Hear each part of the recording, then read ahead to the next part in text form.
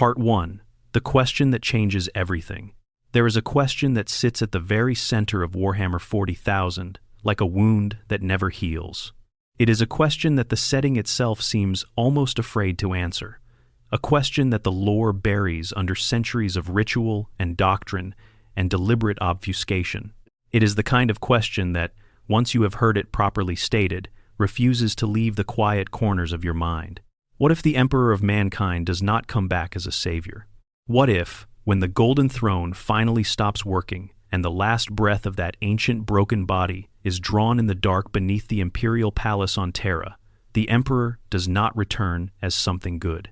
What if, instead, he rises from that death the way a new star rises, from the collapse of an old one, with unimaginable energy, with shattering force, and with a nature that has been shaped by 10,000 years of the most intense psychic pressure any being in the history of the universe has ever endured? What if the Emperor becomes a chaos god? That question is not a joke.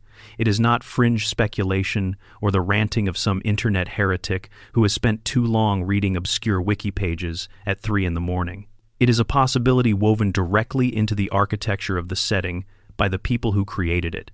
The lore does not say it will happen, but the lore absolutely does not say it cannot. And when you follow the threads, when you look carefully at how gods are born in this universe, when you examine what 10,000 years of worship from hundreds of billions of terrified human beings actually does to a psychic presence in the warp, when you understand what kind of emotions have been poured into the idea of the Emperor over all that time, the question stops being absurd and starts being genuinely terrifying. Because here is the thing. The story of the Emperor becoming a chaos god is not a story about him being corrupted in the way Horus was corrupted. It is not a story about darkness seeping into a good soul and twisting it. It could be far worse than that. It could be a story about a being who was already powerful enough to reshape the warp, already soaked in the faith and fear and hope and desperation of an entire species, already sitting at the threshold between mortal existence and something else entirely, and simply crossing that threshold, not into the light, but into something that cannot be contained or reasoned with or appealed to. It could be a story about the most important safeguard in the entire Imperium becoming the most dangerous thing that has ever existed. So today, we are going to walk through all of it. We are going to start from the very foundations, who the Emperor is, what the warp actually does with concentrated belief and emotion, why the Golden Throne is both the thing keeping him alive and potentially the thing building toward his transformation, and what that transformation might actually look like in practice.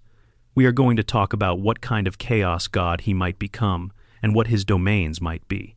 We are going to talk about what happens to Terra, to the Imperium, to the Astronomicon, to every single faction in the galaxy the moment that change occurs. And we are going to talk about the Grey Knights and the Terminus Decree, the Emperor's own dead man switch against himself, and why even that might not be enough. This is the thought experiment that the 40K setting has spent decades quietly setting up without ever quite committing to an answer. So let us give it the answer it deserves. Take a breath, get comfortable, because this one is going to take a while. If you are watching this from somewhere interesting, whether that is a cold night in some northern city, a quiet bedroom with rain against the window, a break room somewhere exhausted, and halfway through a long shift, drop a comment and tell me where you are and what time it is where you are watching from. I love knowing where in the world this reaches. And if this is the kind of content you want more of, the subscribe button is right there. It genuinely helps more than you might think. Now, let us begin. Part 2. The Foundation. Who the Emperor actually is. Before we can talk about what the Emperor might become, we need to understand what the Emperor actually is. And this requires setting aside the propaganda of the imperial cult, setting aside the gilded statues and the prayers, and the idea of a perfect divine patriarch sitting on a golden throne surrounded by light. The reality is stranger and older and more complicated than any of that. The Emperor is not, at his core, a god. He has never described himself as one. During the years of the Great Crusade, during the long march of the legions across the galaxy to reunite humanity under a single banner, one of the firmest positions the Emperor held was his opposition to religion. He called his guiding philosophy the imperial truth, And at the heart of the imperial truth was the insistence that there were no gods, not real ones. The things that existed in the warp were powerful, yes. They were dangerous. They were real in the sense that they could reach into the physical universe and cause harm. But they were not gods in the way humanity had always imagined gods. They were not wise. They were not moral. They were not worthy of worship. They were predators wearing divine masks, entities that grew fat on the emotions of the living and returned only corruption and suffering in exchange. The Emperor hated religion with a passion that, in retrospect, reads as deeply personal. And this makes sense when you understand his origin. According to the earliest and most foundational layer of the lore, the Emperor was not born the way ordinary beings are born. He was created. In a time before recorded history, some sources suggest approximately 10,000 years before the events of the 41st millennium, which would place his birth roughly in the early Neolithic period of human development, there existed a group of human shamans. These were the psychically gifted individuals of the ancient world, beings who could feel the warp in ways other people could not, who could navigate its currents and draw on its energies. And these shamans understood something that their more mundane kin did not. The warp was becoming dangerous. The young species of humanity, growing in number and beginning to generate the psychic emissions that all thinking beings produce, was starting to attract the attention of predatory warp entities. The shamans saw what was coming. They understood that humanity, spread thin and primitive and unguided, would be devoured piecemeal by the things that lived in the Imperium. So they made a choice. They gathered, or perhaps they simply entered, a natural agreement across the boundaries of time and space, in the way that beings deeply connected to the warp sometimes could. And they chose to die. Not just to die, but to consolidate.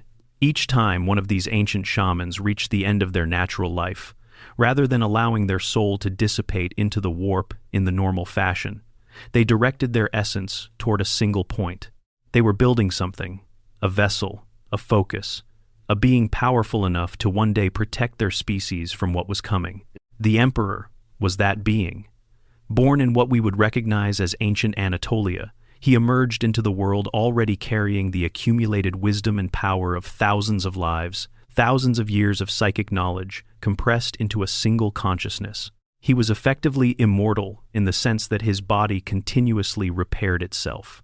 He was the most powerful psyker in human history, by such a wide margin that the comparison to other psykers almost becomes meaningless. And he was old, unimaginably old, growing in power and knowledge across the entire span of human civilization, walking through history under different names, watching empires rise and collapse, watching religions form and burn and reform, watching the slow, catastrophic unfolding of the Age of Strife, when the warp storms that had isolated human worlds began to tear civilization apart. He watched all of it, he survived all of it, and he learned. By the time the 30th millennium arrived, and he emerged publicly to begin the unification wars on Terra, he had been quietly preparing for longer than most civilizations last. He had studied the warp, he had studied Xenos, he had studied the mechanisms by which psychic power could be channeled and organized and directed. He had developed a plan for humanity that, if executed correctly, would have led somewhere genuinely better than the nightmare of the 41st millennium. The plan required, among other things, a network of safe travel routes through the webway, the ancient dimensional road system built by the Aldari's predecessors that would eliminate humanity's dependence on the warp entirely. No more warp travel, no more exposure to the predators of the Imperium, no more black ships, no more sacrificed psykers. The Webway Project was the Emperor's answer to the fundamental problem of human expansion in a universe where the dimension they used for faster-than-light travel was actively hostile and inhabited by entities that wanted to consume them. Magnus the Red broke that plan when the Thousand Sons Primarch used a prohibited act of sorcery to warn the Emperor of Horus's corruption. The psychic shockwave tore through the Emperor's carefully maintained wards on the Webway Gate beneath the Imperial Palace. The gate burst open. Daemons flooded through. The Emperor was forced to abandon the Webway Project entirely, and instead direct his attention to holding the breach shut, an emergency measure that became permanent. The Golden Throne, originally designed as the control apparatus for the Webway Project, became instead a life support machine, and a psychic amplifier, and the Emperor chained himself to it as much by necessity as by choice. And then Horus came to Terra. We all know the shape of what happened next. The siege, the battle on the bridge of the vengeful spirit, Sanguinius dying first, spending something crucial in the process. The Emperor refusing to use his full power against his son, because some part of him could not accept what Horus had become. And then, at the very end, when Horus killed a soldier named Olanius Pius in front of the Emperor's eyes, or in some versions of the story, did something equally unambiguous, the Emperor finally understood. Horus was gone. What stood before him was not his son. What stood before him was an instrument of the Chaos Gods wearing his son's face, and it had to end. The psychic blast that the Emperor unleashed in that moment did not merely kill Horus, it unmade him. It burned his soul from the warp so completely that the Chaos Gods could not reclaim him, could not use him as a seed for resurrection. Horus was simply gone, but the cost of delivering that kind of annihilating psychic force while already dying, while Horus's claws had already torn through the Emperor's body in ways that no amount of biological resilience could fully compensate, was everything. Malcador the Sigillite carried the Emperor to the Golden Throne and gave his own life so that the Emperor could be connected to it. The most powerful human psyker in the galaxy, after the Emperor himself, burned to ash, keeping the machinery running long enough for the necessary connections to be made. And then the Emperor settled into the throne. He has been there ever since. 10,000 years. Not sleeping, his mind is active in the warp, maintaining the Astronomicon, fighting the entities that press against the wards around Terra, conducting whatever inscrutable operations a being of his power conducts in the Imperium when the physical world cannot reach him. But his body is a ruin. It is kept functional only by that ancient technology and by the daily sacrifice of 1,000 psychers whose life energy is fed to him to supplement what his own diminishing strength can no longer provide alone. This is the Emperor, not a god, not a corpse, something in between a supreme psychic consciousness anchored to a dying body, maintaining its grip on the physical world through willpower and machinery, and the desperate prayers of an entire civilization that has no idea how precarious the situation actually is. The question is, what happens when that grip finally slips? Part 3. How Gods Are Born. From the Warp. The Mechanics of Divinity. To understand how the Emperor could become a Chaos God, you need to understand how any Chaos God comes into existence. The mechanics are important because they are not mysterious once you understand the relationship between the warp and the material universe. The warp, the immaterium, the Empyrean, the Sea of Souls, is not simply a dimension of travel or a source of psychic power. It is a reflection. It is the psychic dimension that underlies and mirrors the physical universe, and it is shaped by the emotions and consciousnesses of every thinking being that has ever existed. Every thought, every feeling, every dream and fear and desire and rage that any sentient creature has ever experienced ripples outward into the warp and becomes part of its composition. The warp is not a place that exists separately from living minds. It is, in a very real sense, constructed from them. In the very early history of the galaxy, before the emergence of complex civilized life on any significant scale, the warp was relatively calm. It had currents and pressures, the way any body of fluid does, but it lacked the intense, localized concentrations that come from billions of thinking beings, all experiencing similar emotions simultaneously. As the ancient species rose, the Aeldari above all, but also countless others, the psychic emissions they generated, began to change the warp. Tides formed, then whirlpools. Then something stranger, something more deliberate seeming, as if the accumulated emotions of entire civilizations were beginning to coalesce into shapes. The three oldest chaos gods, Khorne, Tzeentch, and Nurgle, achieved something like self-awareness, according to most accounts, approximately at the end of what we would call the second millennium. This means they have been genuinely conscious, self-directed entities for nearly 20,000 years. They did not begin as individuals. They began as concentrations pools of specific emotional energy in the warp that grew heavy enough and dense enough to develop their own internal gravity. Rage, violence, the thrill of combat, and the desire for domination. These things fed Khorne. The ambition of individuals, the compulsive drive to change and manipulate and know, the restless dissatisfaction with the present state of any situation, these things fed Siench. The slow inevitability of entropy, the quiet acceptance of decay, the peculiar peace that comes with giving up these things, fed Nurgle. None of these gods were ever mortal beings who became divine. They were patterns that became persons. They were the universe's emotional mathematics, achieving self-awareness. And once they became self-aware, they could begin to influence the living beings whose emotions had created them, planting dreams and visions, whispering to the weak and the desperate, reaching through the cracks in reality to offer gifts and ask prices. Slaanesh is different from the other three in one important way. The birth of Slaanesh is the only birth of a chaos god that we can actually point to and say, this happened here because of these specific events. The Eldari Empire, at the height of its dominance, had achieved a level of civilization so sophisticated and so removed from material need that its people turned inward. And what they found there, what they cultivated in the space that boredom and abundance creates, was excess. Not violence exactly, not ambition or decay, but the pure pursuit of sensation. The quest for experience so refined and so unrestrained that it began to reshape the souls of an entire species. The Warp felt this. The Warp felt the Eldari's excess building, and building over thousands of years, and something in the Imperium leaned toward it, was shaped by it, grew heavier and more distinct with every passing generation of Eldari decadence. When the fall happened, when the collapse came, when the excess finally reached a pitch that could no longer be contained, Slaanesh was born in a single cataclysmic moment. The newborn Chaos God tore a hole in reality that became the Eye of Terror.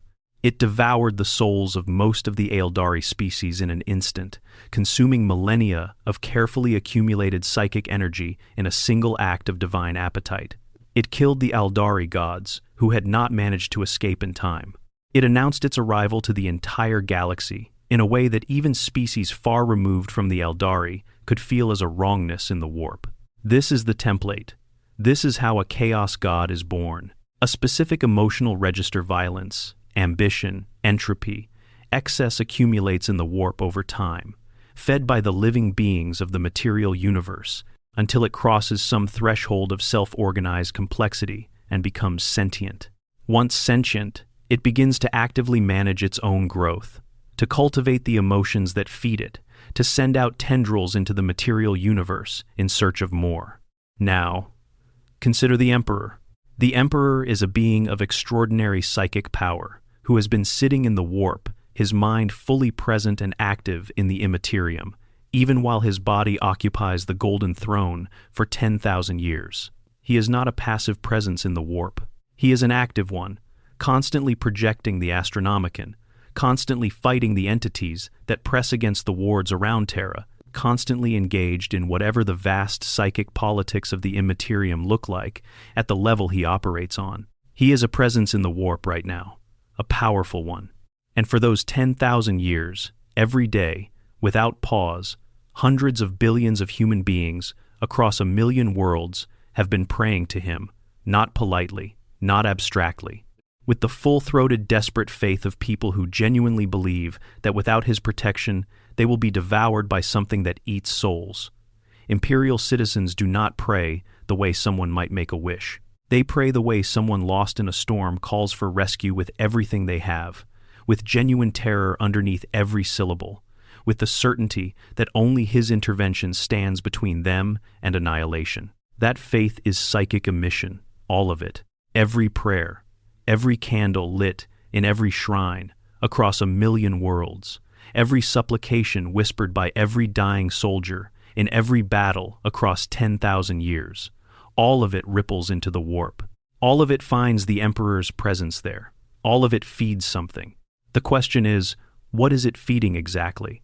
And is it changing what it feeds? Part 4. The Golden Throne.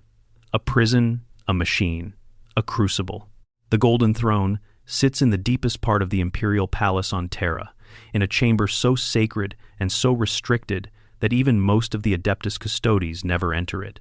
The throne itself is a structure of breathtaking size and complexity, ancient beyond easy reckoning, incorporating technologies from the dark age of technology that no one in the current Imperium fully understands.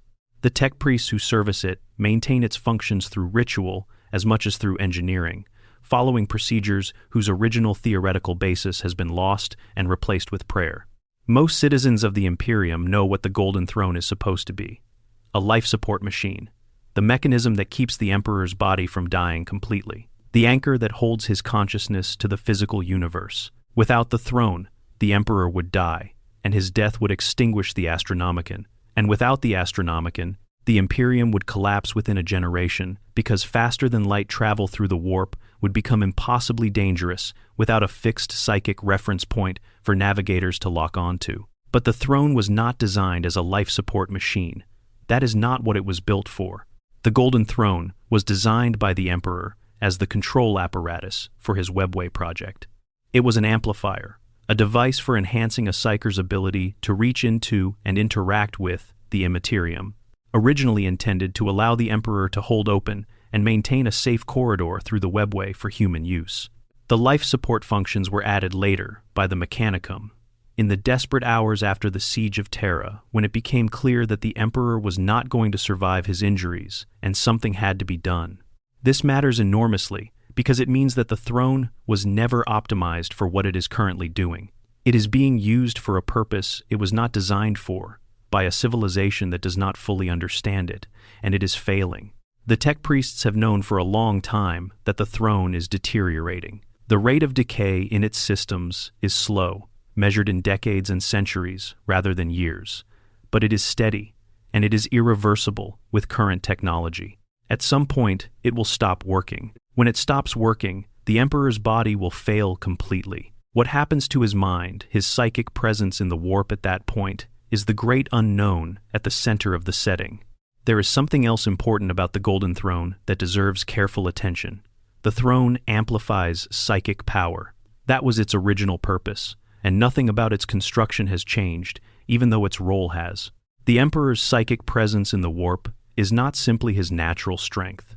It is his natural strength, which was already the greatest any human being has ever possessed, being channeled through and amplified by a machine specifically built to make psychic interactions with the Immaterium more powerful and more precise.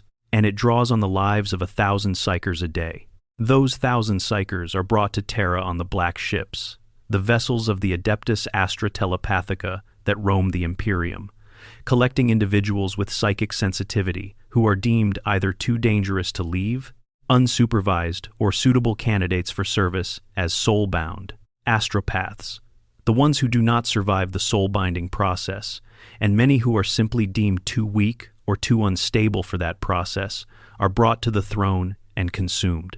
Their life energy, their psychic essence, is fed directly into the throne systems.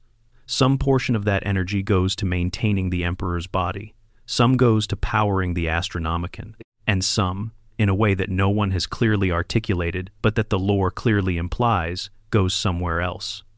Into the Emperor's presence in the warp, into his growing strength there. Think about what that means for a moment. 1,000 souls a day, every day, for 10,000 years. That is 365 million souls a year.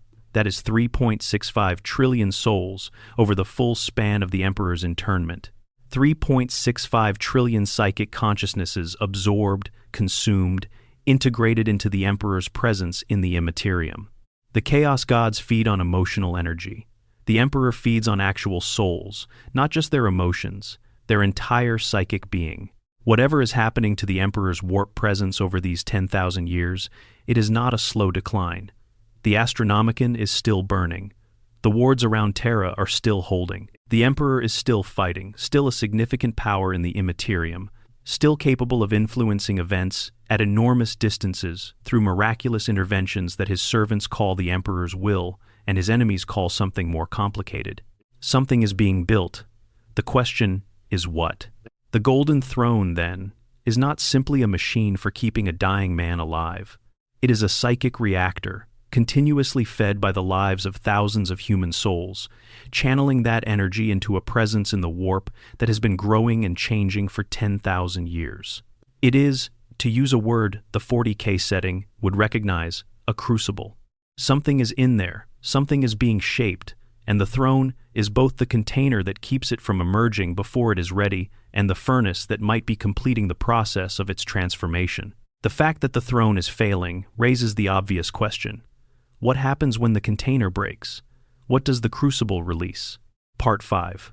The Faith Engine. 10,000 Years of Worship. Let us talk about the faith.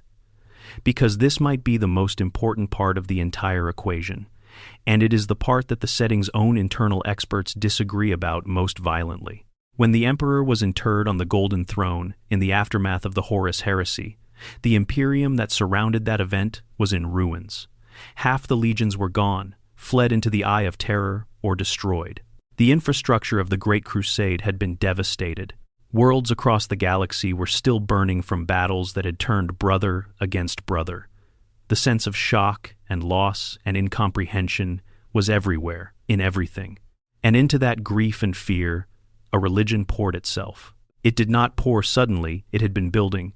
For some time, actually. Lorgar, the Primarch of the Word-Bearers, had written the Lectitio Divinitatis during the Great Crusade itself, arguing that the Emperor was divine.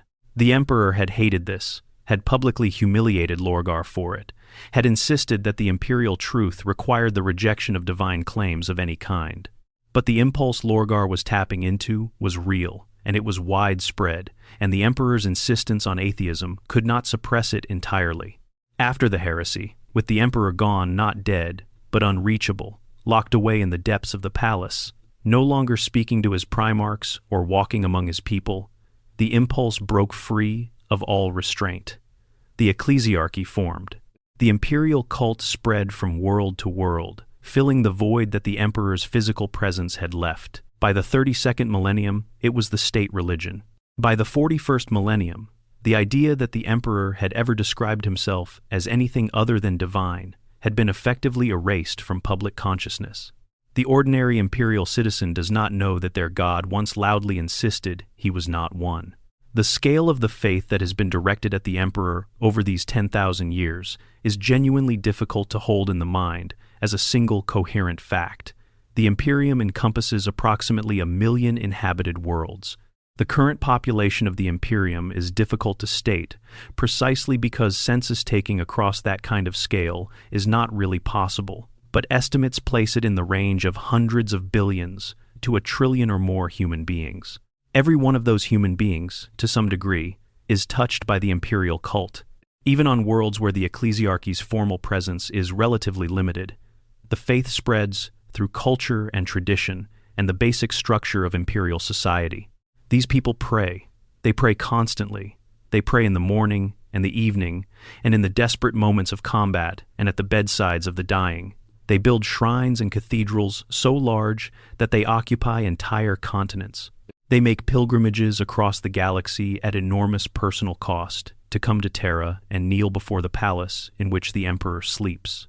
They inscribe his name on their weapons and their armor and their skin. They speak his name before they eat, before they sleep, before they give birth, and when they bury their dead. The emotional intensity of this faith, the depth and the sincerity, and the sheer desperate need underlying it is staggering. And all of it goes into the warp. Every emotional state of every thinking being generates psychic emissions. This is a fundamental mechanic of the 40K universe. Fear, love, anger, joy, despair.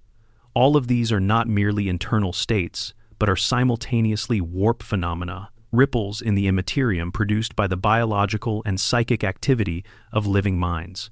The faith of imperial citizens is not a purely internal experience. It reaches into the warp. It goes somewhere. The chaos gods are defined, in large part, by the fact that they can receive and process and grow from these emissions. Khorne does not need his worshippers to consciously dedicate their violence to him. The rage of a soldier in the heat of battle, regardless of what name they invoke, feeds Khorne just as surely as a deliberate ritual. Nurgle does not require formal obeisance. Every moment of hopeless suffering anywhere in the galaxy is a small offering to the Plague Father. The emotions feed the gods, whether or not the beings experiencing those emotions intend it. Now, what is the dominant emotional register of imperial faith? Think about this carefully. The imperial cult is not a faith of joy or comfort or ease.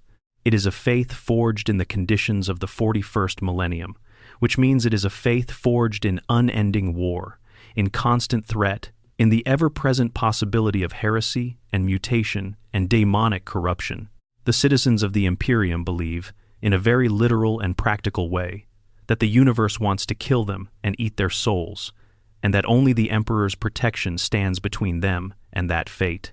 They pray not from a position of security, but from a position of terror. They love the Emperor in the way someone loves the single thing keeping them from drowning. The emotional content of imperial faith is, therefore, a very specific mixture. There is genuine love, yes, devotion, reverence, the particular warmth that people feel toward a figure they believe is protecting them. But underneath it, shaping it, giving it its characteristic intensity, is fear. Not fear of the Emperor specifically, but fear of everything the Emperor stands against, fear expressed as need for his protection. And mixed with the fear and the love, there is something else, something that the setting itself has never given a clean label, a kind of desperate ferocity, the willingness to burn, to kill, to do anything, to sacrifice anything, in the name of survival. The faith of imperial citizens is not gentle. It has teeth. It burns heretics. It orders exterminatus. It fights with the fury of people who believe they are holding back the end of everything. What kind of warp entity would grow from 10,000 years of that? From that particular combination of love and fear and ferocity? From the worship not of a joyful, benevolent deity, but of a protector figure whose mythology includes the explicit notion that he suffers for humanity, that he endures an endless torment on the golden throne, specifically to keep the darkness away? A chaos god fed by suffering offered in love, by faith expressed as anguish, by worship that takes the form of endless, desperate need. The theology of what the Emperor is becoming in the warp, if he is becoming anything, is not comfortable. It is not the image of the beloved patriarch on the golden throne that the ecclesiarchy sells. It is something rawer and stranger and less easy to categorize. And this is before we add in the millions of souls consumed by the throne itself. The psychic essences of those sacrificed individuals, absorbed into the Emperor's presence, feeding it, potentially changing its nature, in ways that nobody alive today has the framework to fully evaluate. The Emperor himself, back when he could speak clearly, expressed concern about being worshipped. He knew what faith in the warp could do. He knew that a god built from human belief would not necessarily reflect the intentions of the being at its center, because the warp builds from emotional truth rather than from the specific wishes of individuals. The warp heard what his people felt, not what he wanted them to feel. What did they feel? Fear, love, need, suffering, sacrifice, the specific, grinding, unrelenting suffering of a civilization at permanent war, sustained by the belief that their God is suffering with them. Part 6. The moment of crossing. How he could become a chaos god. Now we arrive at the central scenario, the mechanism. How, specifically, could the Emperor cross the threshold from powerful psychic entity to fully fledged chaos god? There are actually several pathways, and they are not mutually exclusive. They could happen in sequence or in combination. Understanding each of them is important because they suggest different characteristics for what the resulting entity might be. The first pathway is the most obvious. The Golden Throne fails, and the Emperor dies. We have established that the throne is failing. We have established that the Emperor's body is not able to recover from the damage it sustained during the heresy. The injuries Horus inflicted were simply too severe, and the Emperor has spent 10,000 years being sustained by the throne, rather than regenerating toward any kind of functional physical state. The tech priests and the custodians know this. The throne is a machine that is wearing out, that cannot be fully repaired with the technology currently available to the Imperium, and that will eventually stop working. When it stops working, the body on the throne will die. This is not in question. The only genuine uncertainty is what the Emperor's soul does at that point. He is a perpetual being, whose psychic essence is structured in such a way that natural death is not permanent for him. He has died before, in his long history, and returned. But the lore has been very deliberate about pointing out that the injuries sustained during the Horus heresy represent a fundamentally different category of damage than anything a perpetual would normally recover from.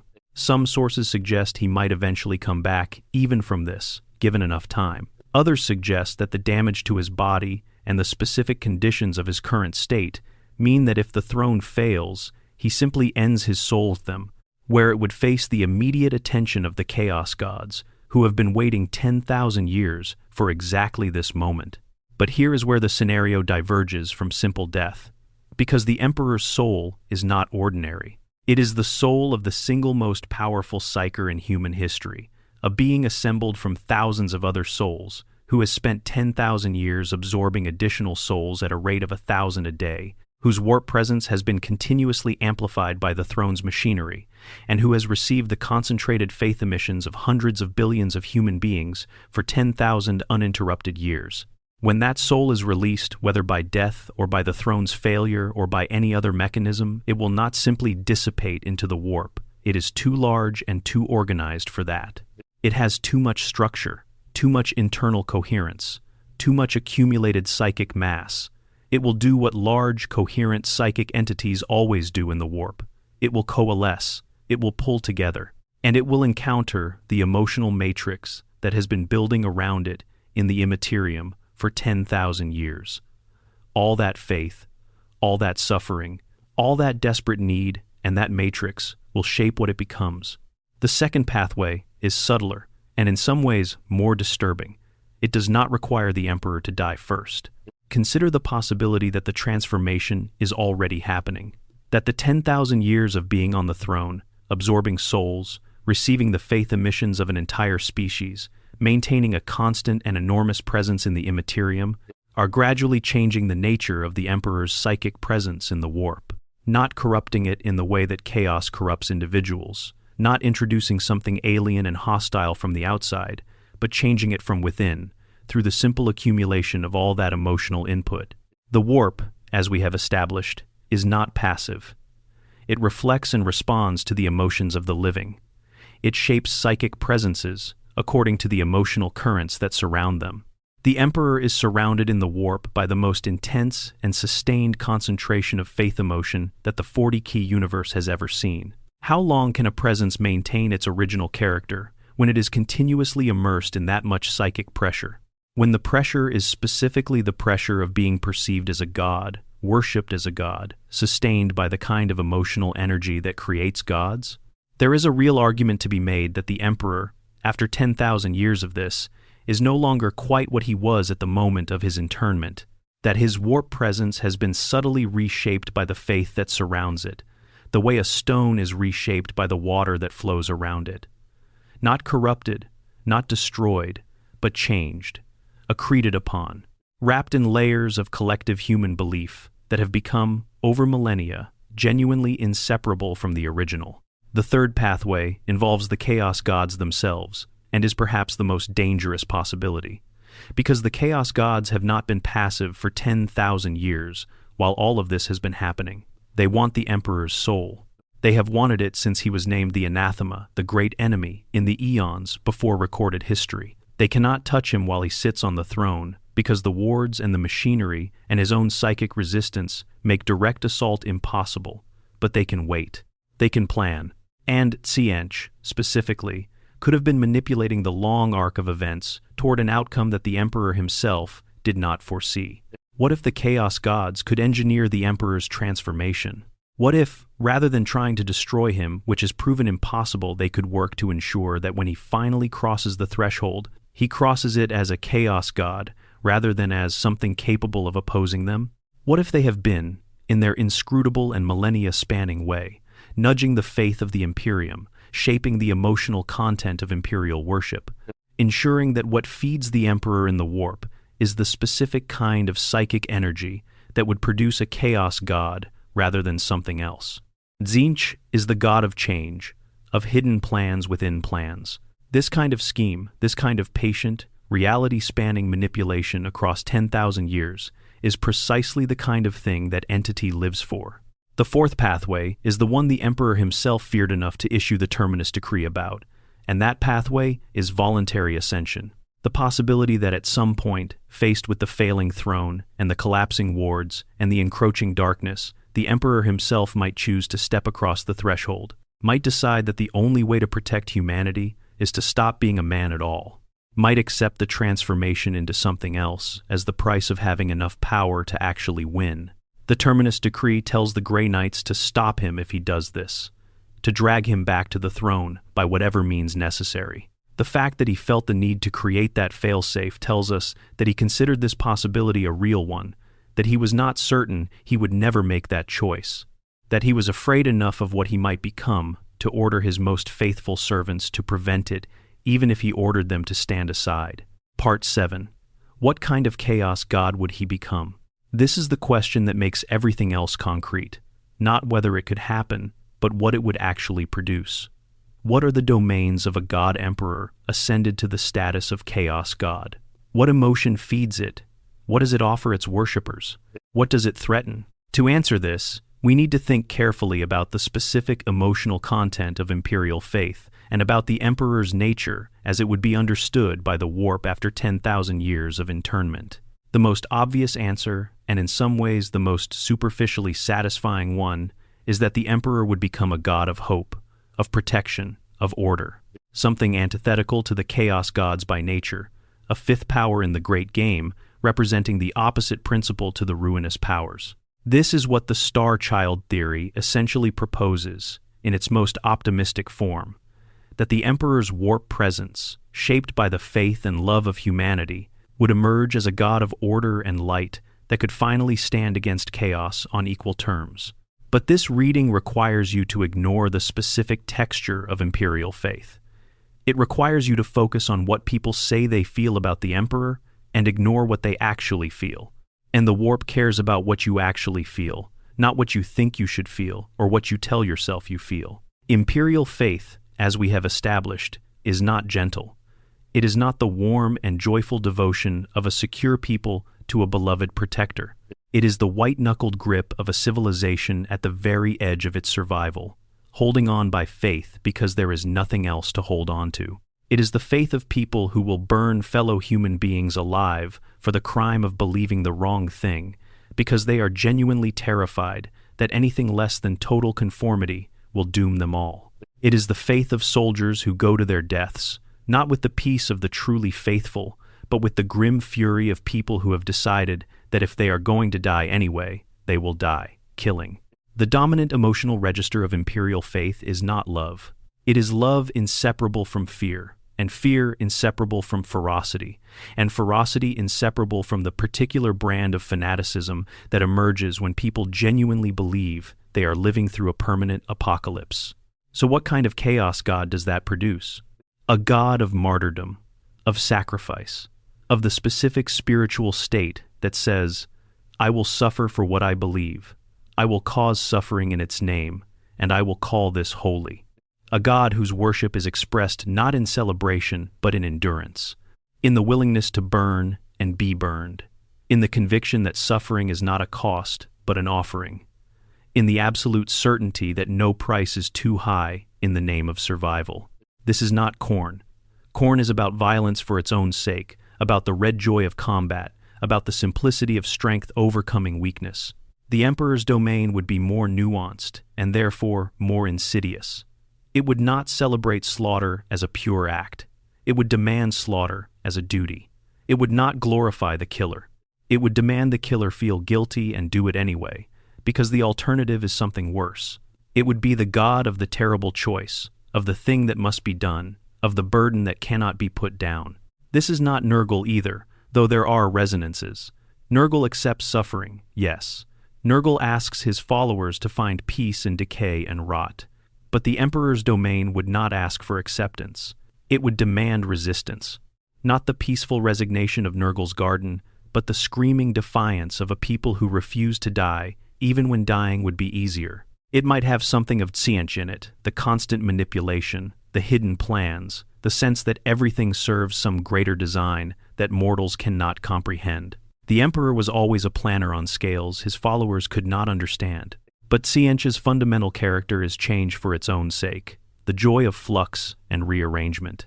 The Emperor's character, even distorted by 10,000 years of transformation, would retain something of his fundamental nature, the deep conviction that there is a right path, that it is worth finding, That deviation from it is catastrophic. What the Emperor's godhood would most resemble, at its core, is something that does not have a clean chaos analog, a god of purpose, of the specifically human conviction that life must mean something, that suffering must be for something, that there is a direction to the universe, even if that direction is hard to see and expensive to follow.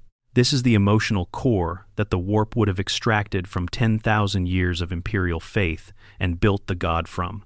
And here is why that is more terrifying than any of the 4 existing chaos gods. The 4 chaos gods are alien. They are incomprehensible in their way. Even Nurgle, the most approachable of them, is fundamentally inhuman. His love is the love of entropy, of things becoming undifferentiated matter, of individuals dissolving into the comfortable uniformity of rot. Humans who fall to chaos are choosing something that does not fully understand them and does not want to, something that consumes them while telling them they are being cherished. A god built from human faith, shaped by human emotion, carrying the accumulated essence of human hope and fear across 10,000 years, that God would understand humanity completely. It would know exactly what humans need to hear. It would know exactly which fears to play on and which hopes to encourage. It would offer, in some sense, exactly what the imperial cult has always promised, that the Emperor really does care about you, really does see your suffering, really does require your sacrifice for a purpose. The difference would be that this entity would require it in the way that a chaos god requires things, not as a means to an end, but as the end itself. The suffering would not be for anything other than the suffering. The sacrifice would not serve a plan. The plan would be the sacrifice. A god of hopeful martyrdom is, in some ways, more seductive than any of the existing ruinous powers, because it would not look like corruption. It would look exactly like what the Imperium already is. The transition to its worship would not require any change in behavior at all. The people of the Imperium are already doing everything a worshipper of this god would do. They are already burning heretics, already making impossible sacrifices, already enduring suffering with the specific kind of grim, holy purpose that this entity would feed on. The horror is that the Emperor becoming a chaos god might not even be visible. The Imperium might continue exactly as it is, and the god emperor of the imperial cult would simply be real now, in a way he was not before. Just real in the way chaos gods are real, not as a protector, not as a guiding intelligence working toward humanity's betterment, but as a hungry and self-serving power wearing the mask of everything his people have always believed him to be. There is, however, another possibility worth sitting with. What if the warp does not produce a single unified character from all these inputs? What if 10,000 years of conflicting emotional content, the love and the fear, the hope and the despair, the ferocious faith and the quiet doubt, produces not a coherent god, but a fractured one? The chaos gods are monolithic, in a way that makes them predictable. Khorne wants blood, always, forever, unambiguously. What if an emperor god was less coherent than that? What if it manifested differently in different contexts, different domains, different moments, sometimes the protective father figure, sometimes the suffering martyr, sometimes the merciless judge, sometimes something stranger still?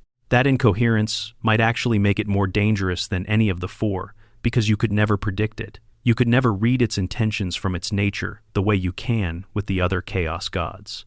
Part 8. The immediate aftermath. Terra, the Imperium, the warp. Let us think through what happens in the immediate aftermath of this transition. Not the long-term consequences, which we will get to, but the specific cascade of events that would follow the moment the Emperor's physical body fails and his psychic presence crosses the threshold into full chaos godhood. The first thing that happens is the most catastrophic, and it happens instantly. The Astronomicon goes dark. The Astronomicon is a psychic beacon of extraordinary power, a lighthouse in the immaterium that can be detected by navigators at a range of up to 70,000 light-years, providing the reference point that makes warp navigation safe enough to be reliable. Every warp-capable ship in the Imperium depends on it. Without it, navigators lose their fixed reference point, and warp travel reverts to the kind of blind, dangerous, unpredictable stumbling that characterized human space travel during the Age of Strife. The moment the Emperor's physical body fails, the Astronomicon fails with it. It is powered by a combination of the Emperor's own psychic strength and the life energies of the 10,000 chosen psychers who fuel it. But it is directed by the Emperor. The machinery requires his attention to calibrate and project the signal. Without that direction, even the remaining psychic fuel cannot maintain it. This does not kill the Imperium instantly. Warp travel is still possible without the Astronomicon just unreliable and confined to shorter hops between nearer stars where local phenomena can substitute for the absent beacon. But the logistics of an empire spanning 1,000,000 worlds and dependent on warp travel for every communication, every supply chain, every military deployment, every administrative function, those logistics collapse almost immediately. Armies are stranded. Communications fail. Worlds lose contact with their neighbors and their governing authorities. The massive, complex, grinding machinery of the Imperium seizes up because the single most important operational requirement, the ability to move between systems with any degree of reliability, has been compromised. Within a year of the Astronomicon going dark, significant portions of the Imperium would be functionally isolated. Within a decade, sectors that relied on regular warp transit for food imports would be facing famine. Within a generation, the Imperium as a unified political and military entity would be unrecognizable. But this is only the first consequence.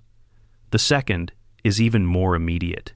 The Webway Gate beneath the Imperial Palace has been sealed by the Emperor's psychic will and by the throne's machinery for 10,000 years. The moment both of those things fail simultaneously, the gate reopens, and whatever has been pressing against it from the other side, the daemonic tides that Magnus's mistake unleashed, which have been building pressure on that sealed door for 100 centuries, comes through. Terra becomes a daemon world within hours of the throne's failure. The Imperial Palace, the holiest site in the Imperium, the place where the Golden Throne stands, it is consumed by a daemonic incursion of catastrophic scale. The Adeptus Custodes, the greatest individual warriors in the Imperium, would fight.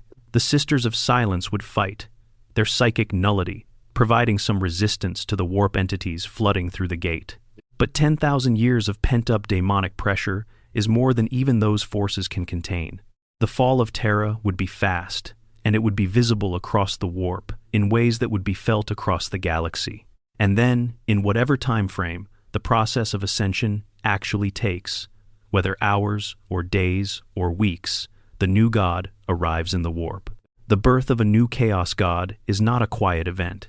Slaaneish's birth tore a hole in reality large enough to swallow a civilization.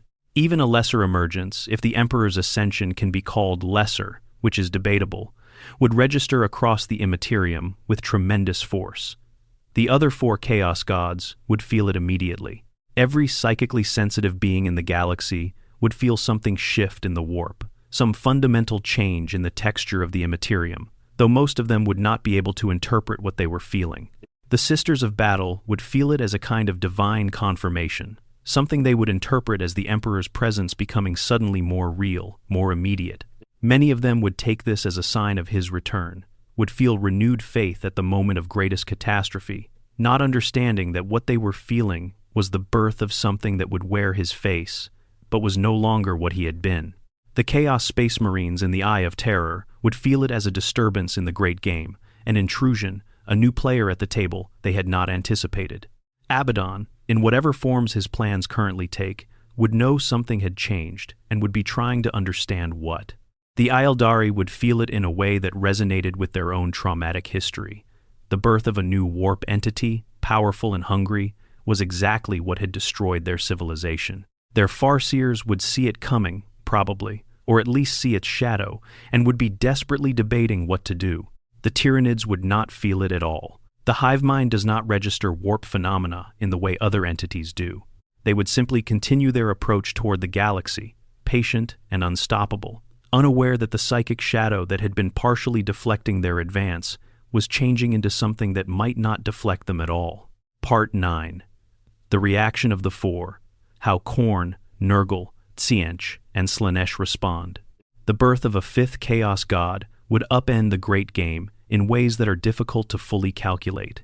The dynamic between the 4 existing powers is ancient and relatively stable, a perpetual state of war and rivalry that nonetheless maintains a kind of equilibrium. A new entity entering that dynamic would force every existing player to adapt, and how each of the four would respond tells us a great deal about their characters. Khorne would react first, and most simply. The Blood God does not plan. He does not scheme or manipulate or consider long-term implications. He feels the new presence in the warp, and he responds with the only tool he has: aggression. The Blood Legions would turn their attention toward the new god, not because Khorne has made a calculated decision about whether to treat this newcomer as an enemy or a potential ally, but because the emergence of something powerful in his domain is a direct challenge that demands a violent response. But here is where it gets complicated. The new god's domain includes, potentially, the specific kind of violence that Khorne feeds on the martial sacrifice, the willingness to die in the name of something greater. The imperial citizen who goes to war in the name of the God Emperor and dies with his name on their lips has been feeding Khorne, to some degree, for 10,000 years, regardless of what god they thought they were honoring. The new god would naturally want to claim that sacrifice as its own. This creates a direct territorial conflict with Khorne that would manifest immediately and violently in the warp. Who wins that conflict? In terms of raw power, Khorne is traditionally held to be the mightiest of the four, sustained by the most universally experienced of all. Emotions, rage, and violence are things that virtually every thinking being experiences.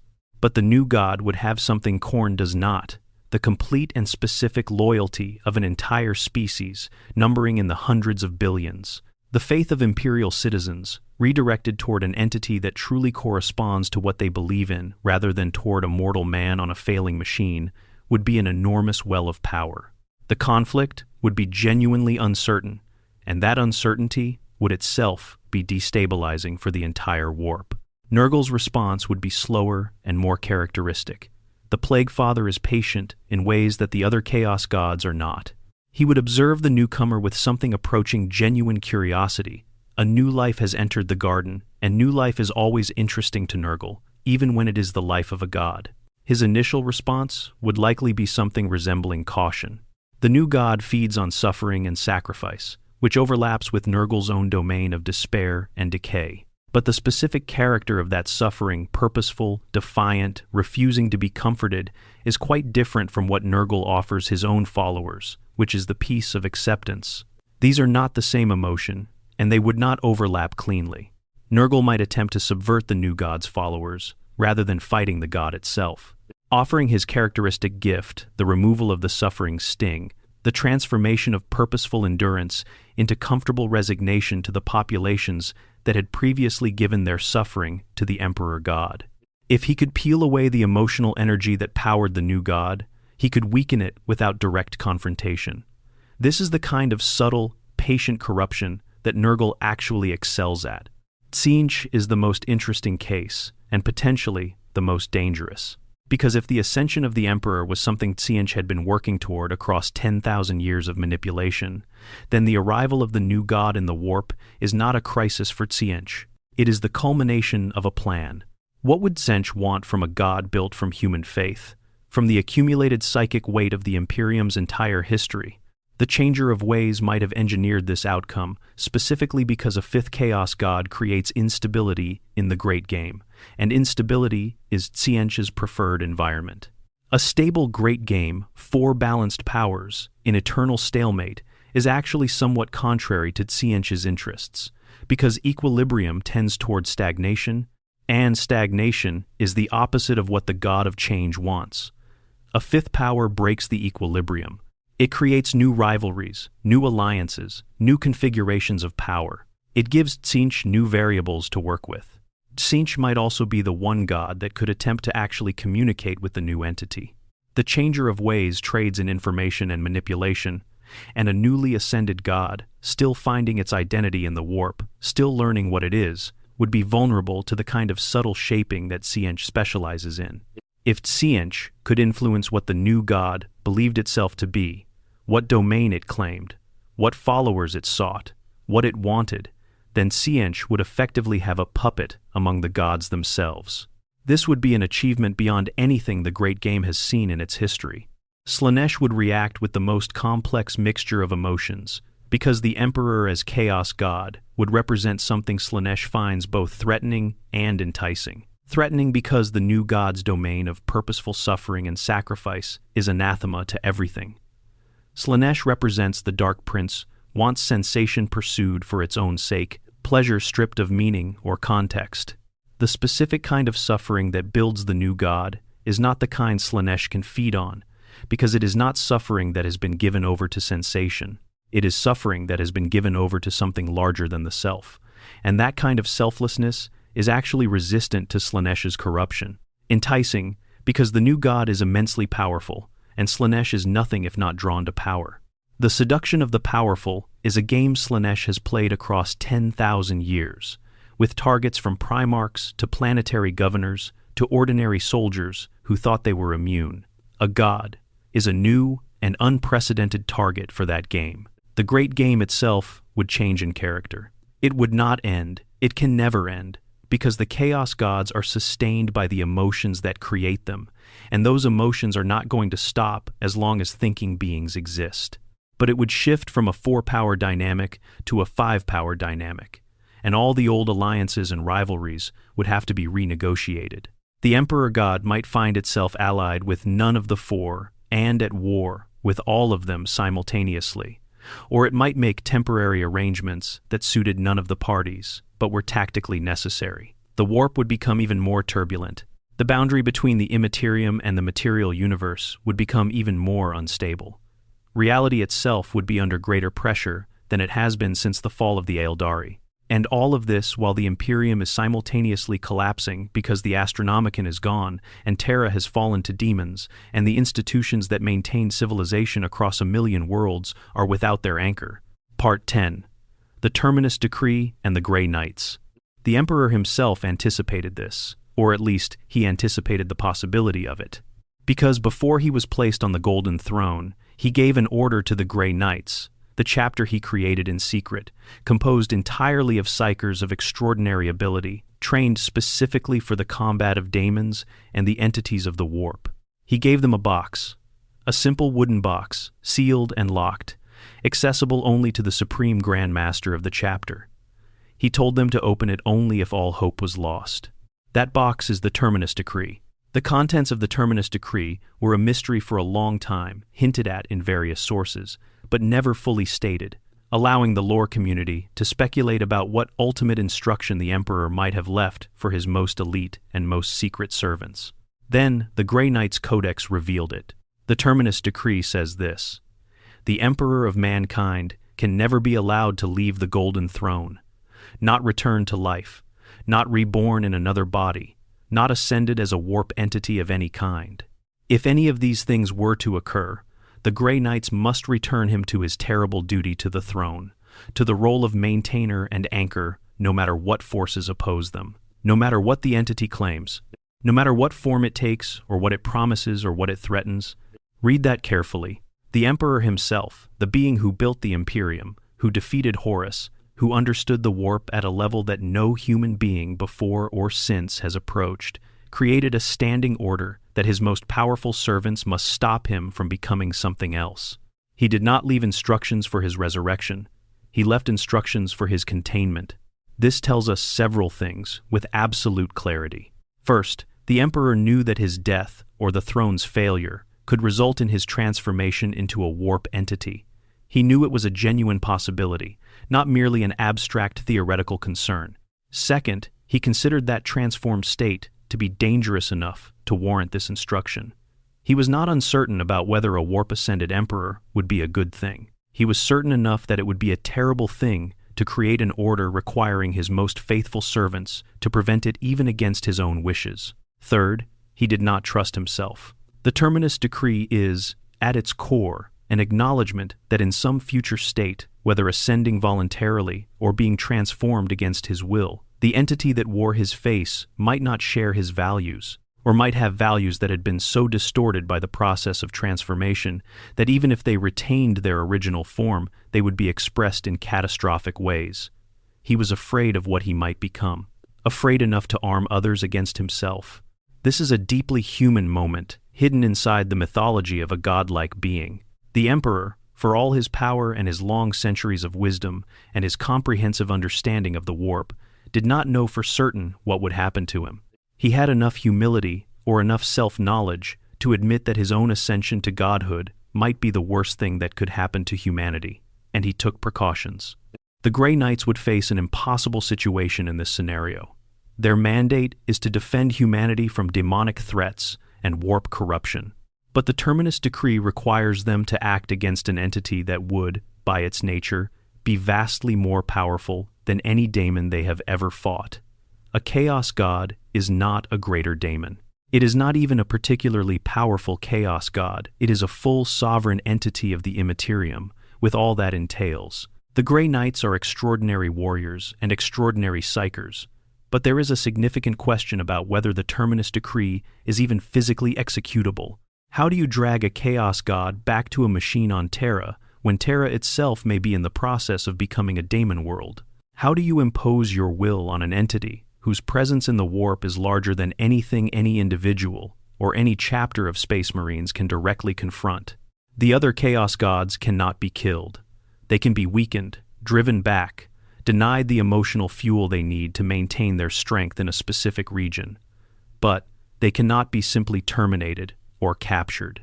There are theories about how the Grey Knights might attempt to fulfill the decree. The most plausible involves psychic ritual rather than direct combat containment rather than destruction, a kind of forced reconstitution of the connection between the Emperor's soul and the Golden Throne, even if the physical throne itself is non-functional. If the throne could be repaired or replaced, and if the Emperor's psychic presence could be sufficiently bound, perhaps the entity could be anchored again. Perhaps the Emperor could be made to resume his role, however changed he might have become. But this raises the deeply uncomfortable question of whether the role would still function even if the entity were bound to it. The throne requires the Emperor to direct the Astronomicon. The Astronomicon requires something recognizable as the Emperor's psychic will. If the entity that ascended was genuinely a Chaos God shaped by chaos, operating according to chaos's logic, with chaos's essentially self-serving nature, would it maintain the Astronomicon? Would it use that tool for humanity's benefit? Or would it maintain a psychic beacon that served its own needs as a god, which might look superficially similar to the Astronomicon, but would actually be something quite different? The Terminus Decree is a beautiful and terrible thing. It is the Emperor's final act of genuine humility, his acknowledgement that even he might need to be stopped. But it may also be a futile one, a gesture of preparedness against a scenario that preparation cannot actually address. Part 11. What this means for every faction in the galaxy. The ascension of the Emperor to Chaos Godhood would not leave any faction of the 41st millennium unchanged. Every major power in the galaxy would face a fundamentally altered reality, and each would respond according to its own nature. The Imperium itself would be the most immediately devastated. Its entire civilization is organized around the Emperor as its centerpiece, not merely as a religious figure, but as a literal operational requirement. The Astronomicon's failure disrupts every function of the Imperium simultaneously, but the psychological impact might be even more destabilizing than the practical one. The faith of the imperial cult is built on the idea that the Emperor is humanity's protector, that his continued existence on the throne is the thing keeping the darkness away. When the darkness arrives on Terra itself, when the imperial palace falls to demons, when the Golden Throne goes silent, what happens to the faith? Some would double down. The most fervent believers would interpret the events as a test, or as the heresy of others finally bringing divine punishment, or as the prelude to the Emperor's promised return in glory. They would fight harder, burn more heretics, sacrifice more willingly. And in doing so, they would feed the new god exactly what it requires, that specific combination of devoted sacrifice and desperate ferocity that is the texture of imperial faith at its most intense. Others would break. The Imperium's extraordinary cohesion, its ability to function as a unified entity, despite its absurd size and diversity, depends fundamentally on faith. Not just religious faith, but faith in the system. Faith that there is an emperor, that there is a plan, that the suffering is for something. When the evidence that this faith was misplaced becomes unavoidable, when the emperor is clearly gone and the lights are going out, the Imperium would fracture. Not all at once, and not everywhere simultaneously, but inexorably and probably irreversibly. Systems would declare independence.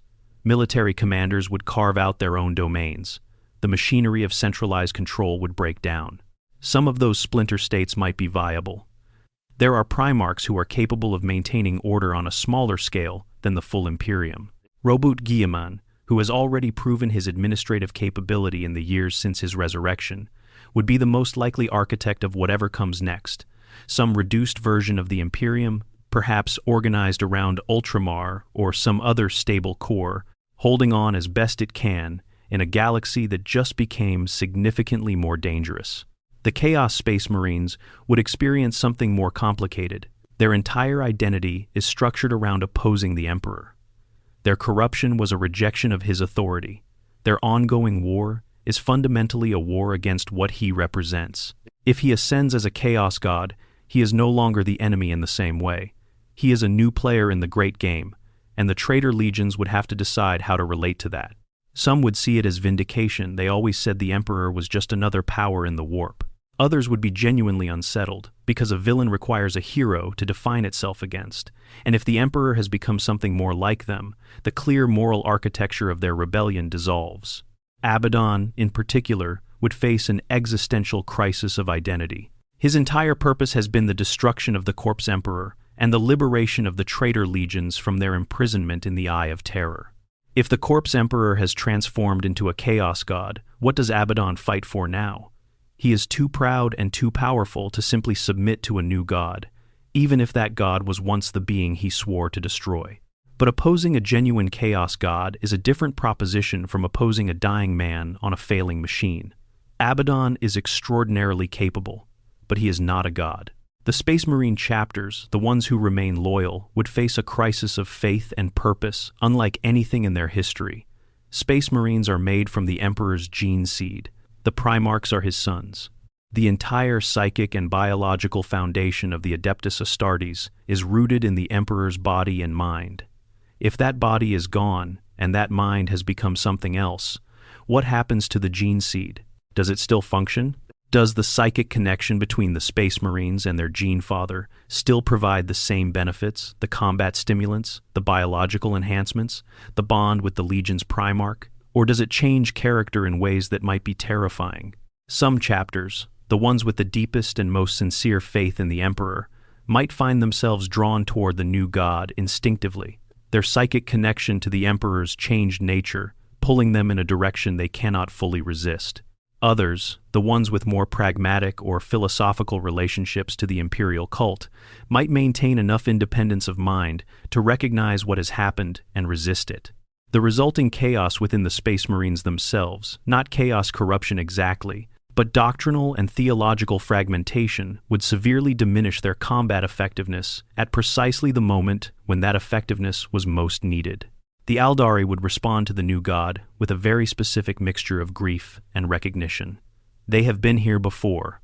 They are the species that accidentally created Slaanesh, that watched a god be born from their own collective excess and destroyed their civilization in the birth pangs. They understand the specific horror of this scenario in a way that no human being alive in the 41st millennium can. Their Farseers would likely have seen this coming. They see most things. Eventually, and would have been preparing contingencies, though what those contingencies look like is difficult to speculate. There is a particular Aldari theory that becomes relevant here. Some among the Aldari believe that the Emperor, in some form, represents a possibility for the galaxy that the birth of a new Chaos God would permanently close. The relationship between the Aldari, Iniad, and whatever the Emperor is becoming in the warp is one of the most genuinely mysterious threads in the lore, and it suggests that the Emperor's fate and the Eldari's fate are more closely linked than either party fully understands. The Tau would probably experience the least direct impact of any major faction, at least initially. Their empire is compact enough and geographically distant enough from the worst of the galactic crises to maintain some operational stability even as the Imperium fractures around it. The Tau do not use warp travel in the conventional way. Their FTL technology is slower and more reliable, less dependent on the Astronomicon. The loss of the psychic beacon would not cripple their logistics the way it would cripple the Imperium's. In the short term, the Tau might actually find opportunities in the Chaos Imperial worlds without their governing infrastructure, without regular military resupply, might be more susceptible to integration into the greater good than they ever were before. But the Tau have a fundamental vulnerability that would become increasingly apparent in a world where a fifth Chaos God has been added to the equation. They have almost no psychers. Their species generates almost no warp presence. This has protected them from demonic corruption, but it also means they have no defenses against the psychic phenomena that a new, powerful entity in the Imperium would generate. The Tau live in a universe where the warp is becoming more unstable, where the boundary between real space and the Imperium is under increasing pressure from the addition of a fifth major warp power, and they have no ability to perceive that instability until it is already manifesting as physical reality. The Necrons would look at all of this with the cold strategic assessment of beings who have been asleep for 60 million years and have no particular emotional investment in the survival of any organic civilization. Their primary concern has always been the Tyranid threat, specifically the possibility that the Tyranids might consume enough biomass to trigger a psychic awakening in the hive mind that would disturb the natural laws in ways the Necrons cannot tolerate. A fifth Chaos God adds another variable to their strategic calculations, but it is not the variable they are most focused on. The Necrons' response would be characteristically deliberate observation, assessment, and then action aimed at preserving the stability of real space in ways that serve their own long-term goals. The Tyranids would simply continue. The hive mind is not a psychic entity in the warp entity sense. It operates through its own biological mechanisms, guided by drives that predate consciousness in the way the 40K universe understands it. The birth of a new Chaos God would be invisible to the hive mind. The only change that would matter to the Tyranids is whether humanity's organized resistance to their invasion is intact or has collapsed. And the collapse of the Imperium, with all the biomass it makes available, would be extremely interesting to the hive mind indeed. There is a profoundly dark possibility lurking here. The Tyranid invasion and the psychic shadow it projects into the warp are actually, in some ways, a threat to the Chaos Gods. As well, the shadow blocks the emotional emissions that they feed on.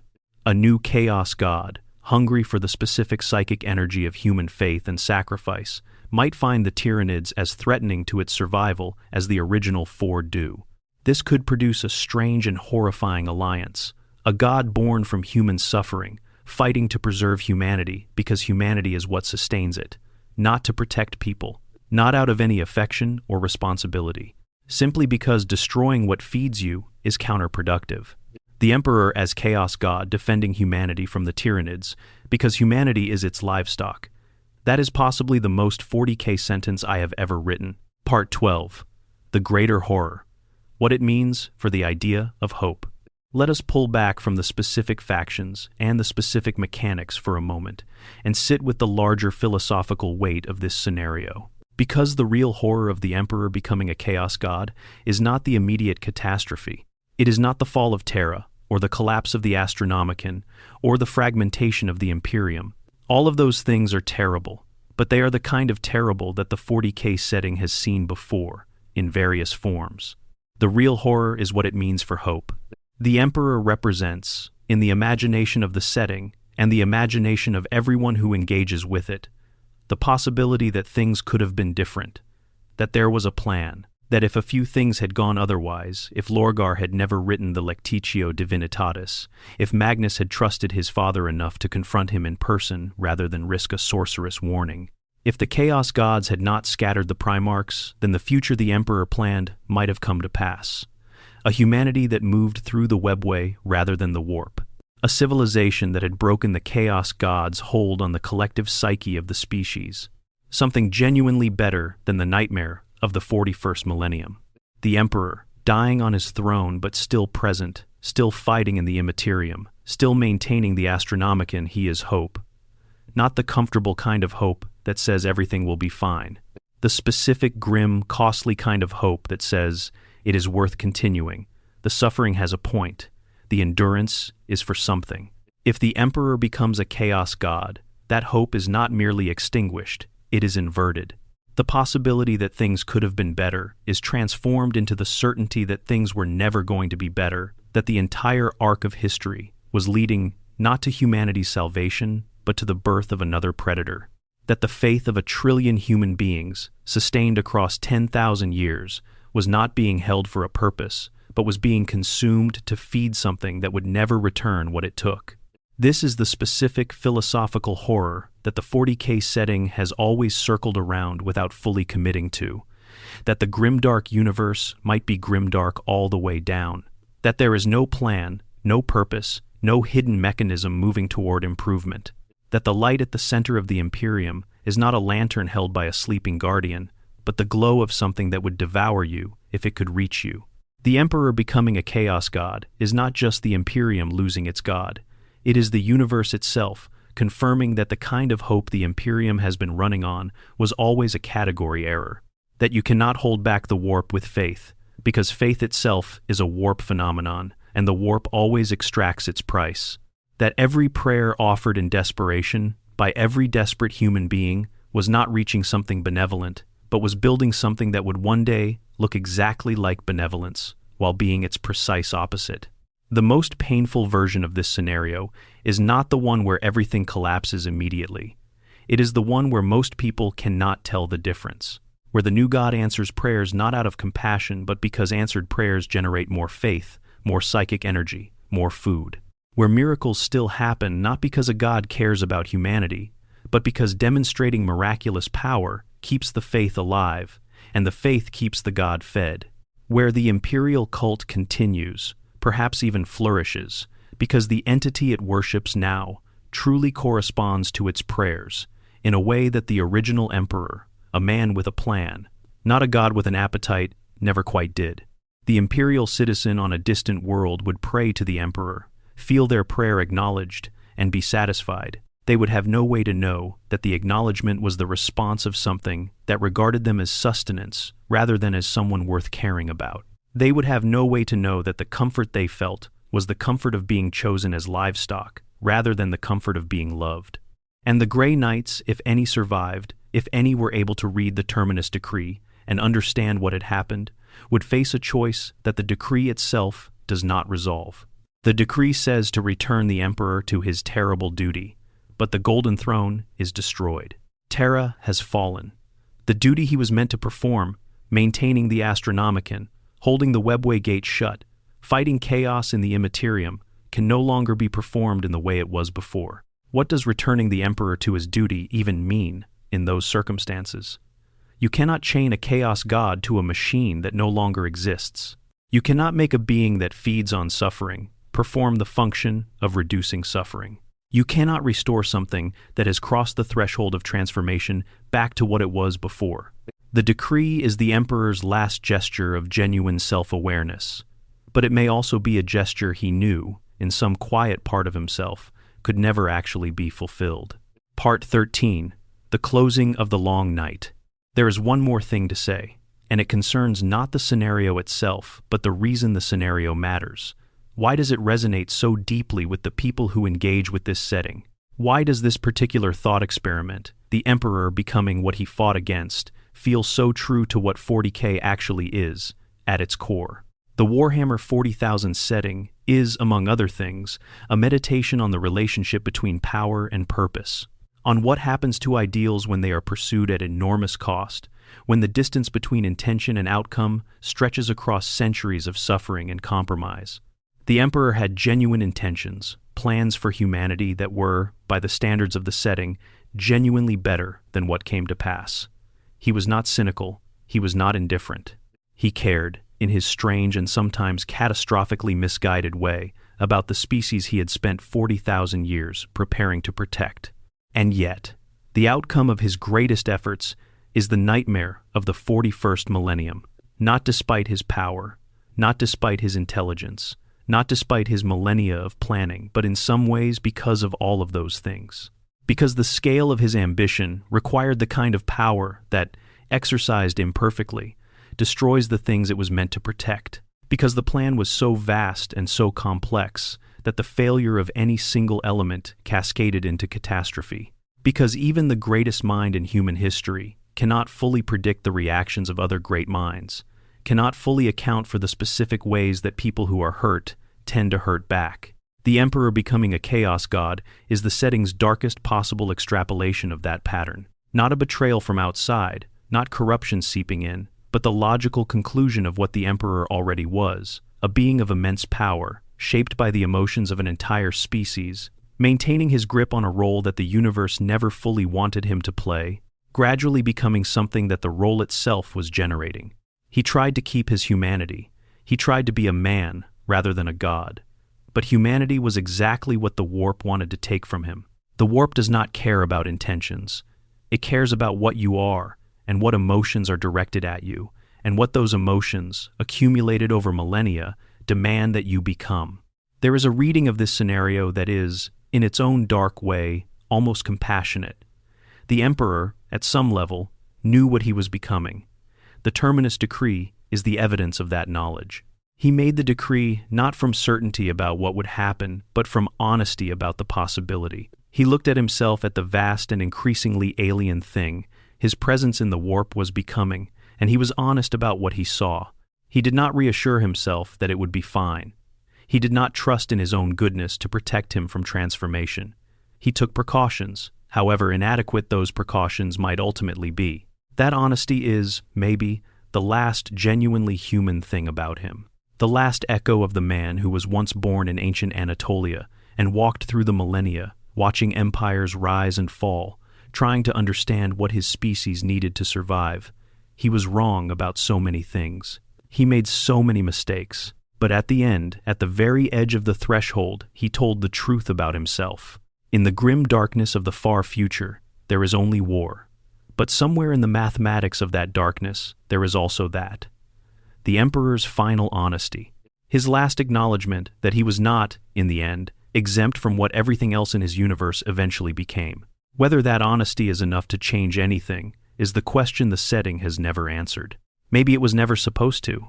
If you made it to the end of this one, you have my genuine gratitude. This is a topic I have been turning over for a long time, and getting to lay it all out like this is something I found genuinely meaningful. If you have thoughts about which pathway seems most likely to you, about what kind of god the Emperor might become, about whether the Terminus Decree could ever actually work, about any of it, I want to read them.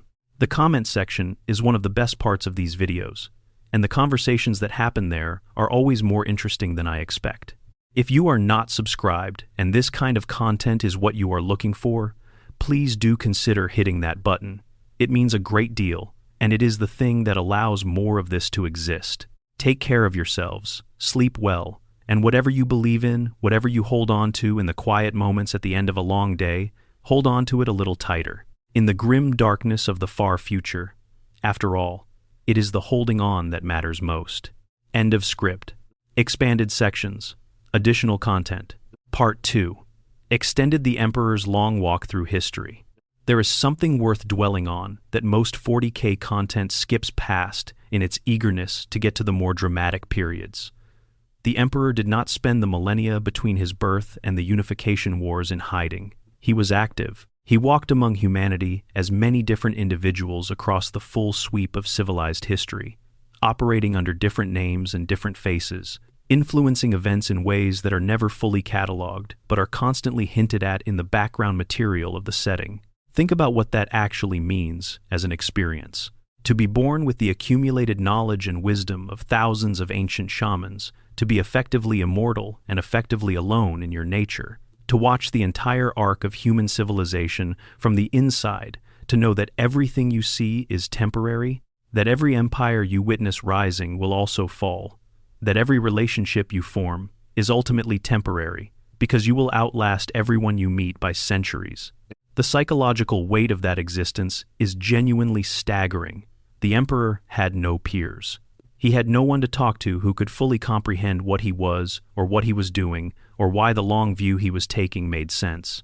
He could form attachments to individual humans, but those individuals would age and die in what must have felt, from his perspective, like the blink of an eye. He could build relationships with institutions, but institutions change their character over generations and centuries. He could invest in civilizations, but civilizations collapse and are replaced by something that only partially remembers what came before. This isolation, this fundamental separateness from the species he was created to serve, shaped the Emperor's character in ways that become crucial to understanding what might happen to him in the warp. He learned, across 40,000 years, to maintain emotional distance. Not coldness exactly. The records suggest he was capable of genuine warmth and even love, particularly with individual people who caught his attention, but a kind of practiced separation between his immediate relationships and his long-term plans. He could not afford to let specific attachments derail what he understood to be the necessary trajectory of human history. This detachment is why he made so many decisions that seemed cruel to the people caught in their immediate effects, but which, from his perspective, were simply necessary. The way he humiliated Lorgar for the word-bearer's religious devotion to him, dressing him down publicly for the very worship that would later define the imperial cult. This was not malice. It was an emperor who understood that if he allowed himself to be deified, the emotional process that had already begun would accelerate beyond his ability to control, and the resulting god would be built from exactly the kind of unexamined collective emotion that the warp would consume and transform. He was trying to prevent his own apotheosis by refusing to cooperate with it, and he failed, ultimately, because the process was already underway. The relationship with his Primarchs is perhaps the most revealing window into this aspect of his character. He loved them. The lore makes this clear. In various places there are accounts of genuine tenderness between the Emperor and individual sons, genuine pride in their accomplishments, genuine grief at their failures and deaths. But he also could not talk to them honestly about the most important things. He could not tell them about the Chaos Gods in the way that would have made sense, could not explain the warp's true nature, could not share the full scope of his plan for humanity. He made the decision catastrophically wrong, as it turned out that the Primarchs were better off not knowing the full truth, that the knowledge of chaos was itself a vector for chaos's influence. He was probably right that knowledge of chaos could accelerate corruption. He was probably wrong in thinking he could protect his sons by keeping them ignorant. Ignorance is not protection in the Warhammer universe. It is simply a different kind of vulnerability.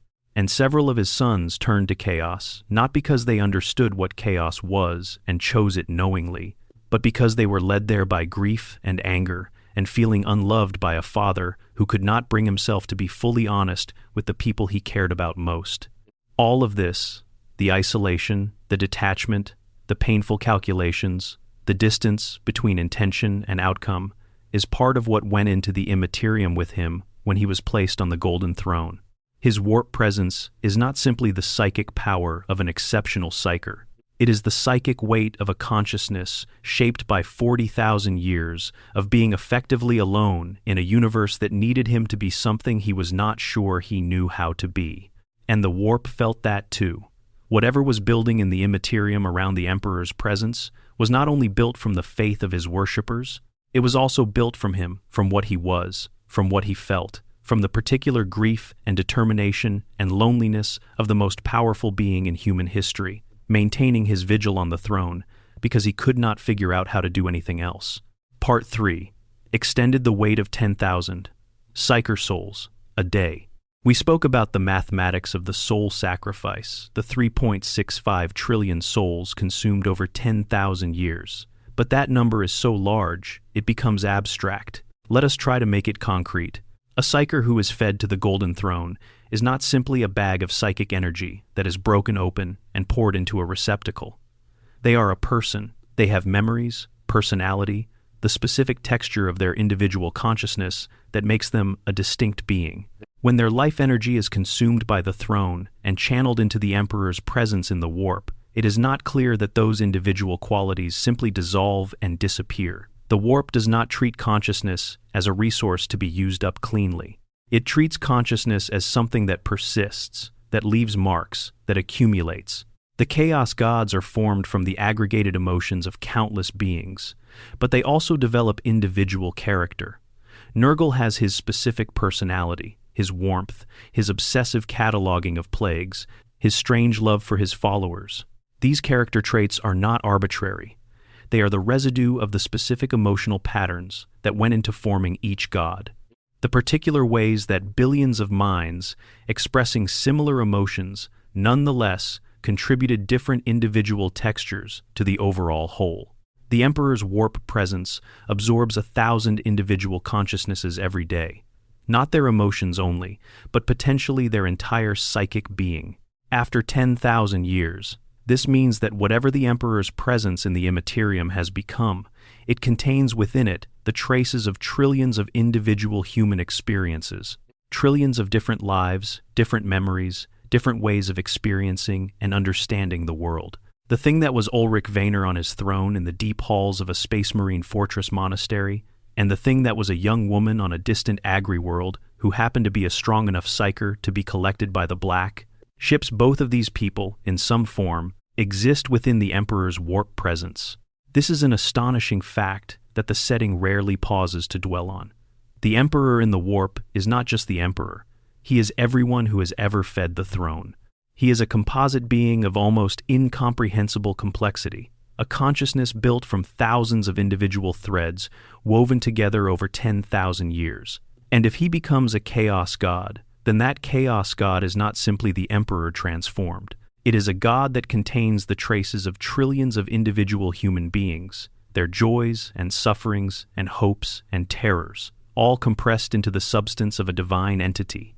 This is the Eldari comparison made flesh, and it is the comparison that one Eldari philosopher drew explicitly in the lore, that the Emperor's relationship with his sacrificed psychers is not entirely unlike the relationship between the Eldari and their infinity circuits, the repositories of dead souls that the craft-world Eldari used to preserve their people after death, and which, over millennia, have been building toward the birth of Yniad, the god of the dead.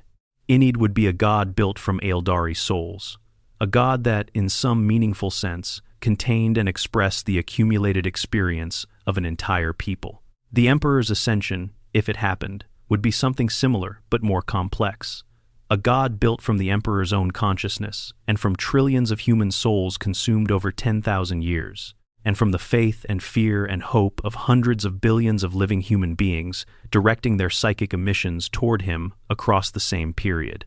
This god would not be alien to humanity in the way that the Chaos gods are alien. It would be, in some profound and disturbing sense, human. Not any individual human, and not humanity as humanity understands itself, but something that contained more of humanity's actual experiential reality than any other entity in the warp ever has. The Chaos gods understand human emotion because they are built from it. This hypothetical entity would understand human experience because it would, in some real sense, contain it. This is why the scenario is so unsettling. Because a god that understands you completely is not necessarily a god that cares about you. Understanding is not the same as benevolence. A predator can understand its prey very well indeed. Part 7. Extended on the domains and servants. Every Chaos god has particular servants. Khorne has his bloodletters and bloodthirsters, the martial hierarchy of his blood legions, each level of which corresponds to a specific intensification of martial violence. Nurgle has his plague beaters and great unclean ones, beings whose repulsive forms express the god's love of biological change and decay. Tsiench has his horrors and lord of changes, creatures of ever-shifting form and bizarre logic that mirror the god of change's own incomprehensible nature. Slaanesh has demonettes and keepers of secrets, beings of disturbing beauty that express the god's domain of sensation and excess. What servants would the Emperor god create? The answer follows from the domain. If the Emperor's godhood is rooted in purposeful sacrifice, in the suffering, that means something, in the love that expresses itself as willingness to endure and to cause endurance, then his servants would reflect that. They would not be the straightforwardly monstrous beings of the other Chaos gods. They would be more subtle, more human-looking, more appealing in their first impression. They might look like saints. They might look like the living saints that the setting already describes, miraculous beings who appear in moments of imperial desperation and fight with a burning holy energy that actually comes from the warp. Those living saints might continue to exist after the transformation, but their nature would have changed in ways that their worshippers could not detect. A saint who appears to help a besieged community and performs genuine miracles, saving lives, turning back enemies, inspiring faith, would be indistinguishable from what that community had always prayed for. But if the entity directing that saint is now a chaos god rather than the human-directed consciousness of the original emperor, the saint is not serving humanity. It is serving the god's need to maintain and grow its psychic power. The miracles are real, but they are not gifts. They are investments. Every life saved generates more faith. Every desperate prayer answered generates more devotion. The god feeds on the gratitude of the saved, the way a farmer feeds on the harvest of a field he has carefully maintained. There might also be a class of servants that corresponds more directly to the fanatical violence of imperial faith. Not warriors exactly, not the simple, glorious, martial aggression of Khorne's blood legions, but something colder and more calculating. Inquisitors made manifest, the specific kind of terrible certainty that burns heretics and orders exterminatus, not out of joy or hatred, but out of an absolute conviction that the suffering served a purpose. Beings who would arrive in a community, identify the weak and the compromised, and remove them with the specific efficiency of a surgeon removing diseased tissue. Not cruelty for its own sake. Purposeful brutality. The chaos god of duty, manifesting in its servants as entities of deeply disturbing efficiency and conviction. What would these servants actually experience? Would they know what they were? The servants of the other chaos gods are, in various ways, aware of their allegiance. The bloodletters know they serve Khorne. The horrors know they are creatures of Tzientch, even if their capacity for independent thought is limited. Would the servants of the Emperor God know they had changed? Or would they continue to believe they served the God Emperor of mankind, the Protector, the Father, the being who had sat on the golden throne for 10,000 years and maintained his vigil for humanity's sake? That ignorance, or that certainty, in the face of a fundamentally altered reality, might be the most characteristic quality of the Emperor God's servants. They would be the most sincere servants in the warp, the most genuinely convinced that what they were doing was right, was necessary, was holy. And that sincerity, that total commitment, is itself the most powerful corrupting influence imaginable. Because sincerity can go anywhere. Sincerity has no natural limit. People who are genuinely certain they are doing the right thing will do anything. Part 8. Extended the Astronomicons, Ghost and the New Light. The Astronomicon goes dark when the Emperor's body fails. This we have established. But the scenario gets more complicated when we consider what happens next. Because the Emperor God, now fully present in the warp rather than being divided between his warp presence and his anchored physical form, is far more powerful than the Emperor on the throne was in terms of raw psychic strength. The throne amplified him, yes, but it also constrained him. It divided his attention, required constant maintenance, kept him anchored to a specific physical location. Free of that constraint, the Emperor God's presence in the warp would be enormous, far larger than it was before. A being of this scale could, if it chose, produce a psychic phenomenon that rivaled the Astronomicon. Not the original, not the carefully calibrated, navigator-readable beacon that pointed toward Terra from up to 70,000 light-years away, but something. A new light in the Imperium. The question is, what that new light would guide ships toward. And here, the horror deepens. The original Astronomicon was a navigational tool. It had a direction it pointed to Terra, which was the center of the Imperium, which was where power was concentrated. Ships using the Astronomicon were navigating toward the Imperial core, toward civilization, toward the organized human presence in the galaxy. A psychic beacon produced by the Emperor God would point toward the god itself. Not necessarily toward Terra anymore, the god would be present throughout the warp, but it would have a center of gravity, a location in the Imperium that corresponded to its greatest concentration of power and attention.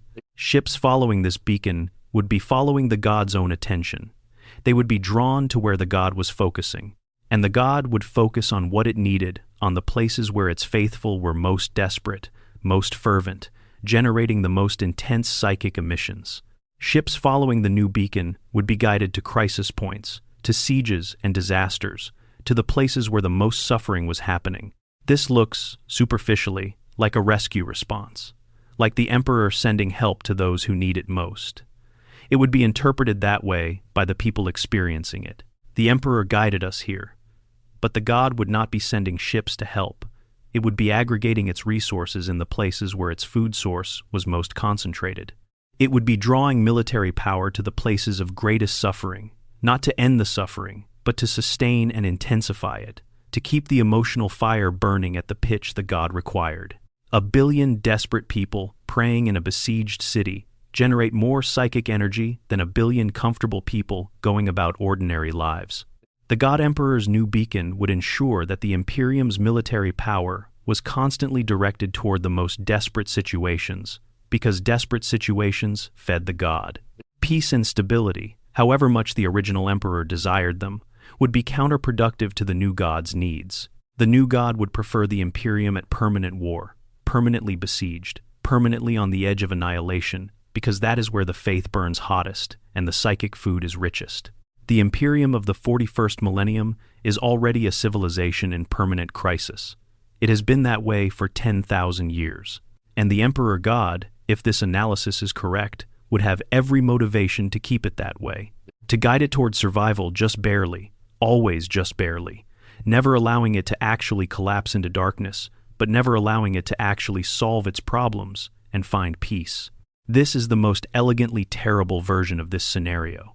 Not the Emperor becoming a god who visibly destroys the Imperium, but the Emperor becoming a god who maintains the Imperium in exactly the state it is already in, because that state is optimal for the god's nutrition. The suffering would continue, the wars would continue, the sacrifices would continue, and the God Emperor would listen to every prayer and answer just enough of them to keep the faith alive. Because faith, unlike most resources, regenerates when it is validated. Every answered prayer is an investment that generates more prayer. Every miracle is advertising. Every intervention that saves a soldier, or turns a battle, or preserves a world, creates more believers who pray more fervently, which creates more psychic energy, which feeds the god more, which gives it more power to perform more interventions. The loop is perfect. The machine is self-sustaining. The Imperium is not an empire anymore. It is a farm. And the farmer cares deeply about the health of the crop, because the farmer needs the crop to survive and is very good at keeping the crop just barely alive enough to keep producing.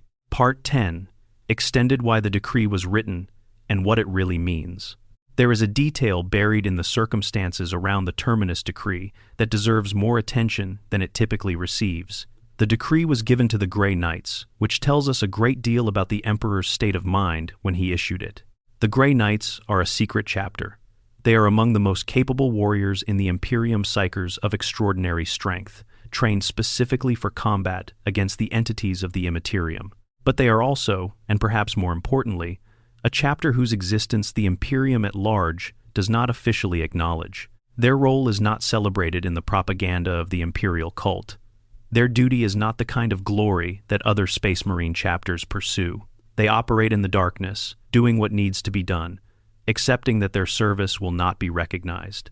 That the Emperor chose the Grey Knights as the recipients of the Terminus decree tells us that he understood the decree's mandate, might require them to act against not just his transformed self, but against the entire institutional structure of the Imperium.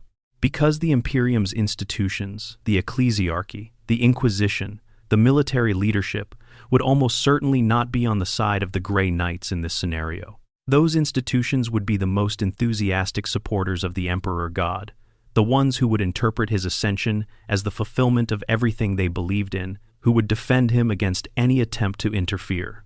If the Grey Knights were to attempt to fulfill the Terminus decree, they would be doing it against an entity of godlike power, without the support of the Imperium's institutions, in a galaxy that was simultaneously in the process of catastrophic political and military collapse.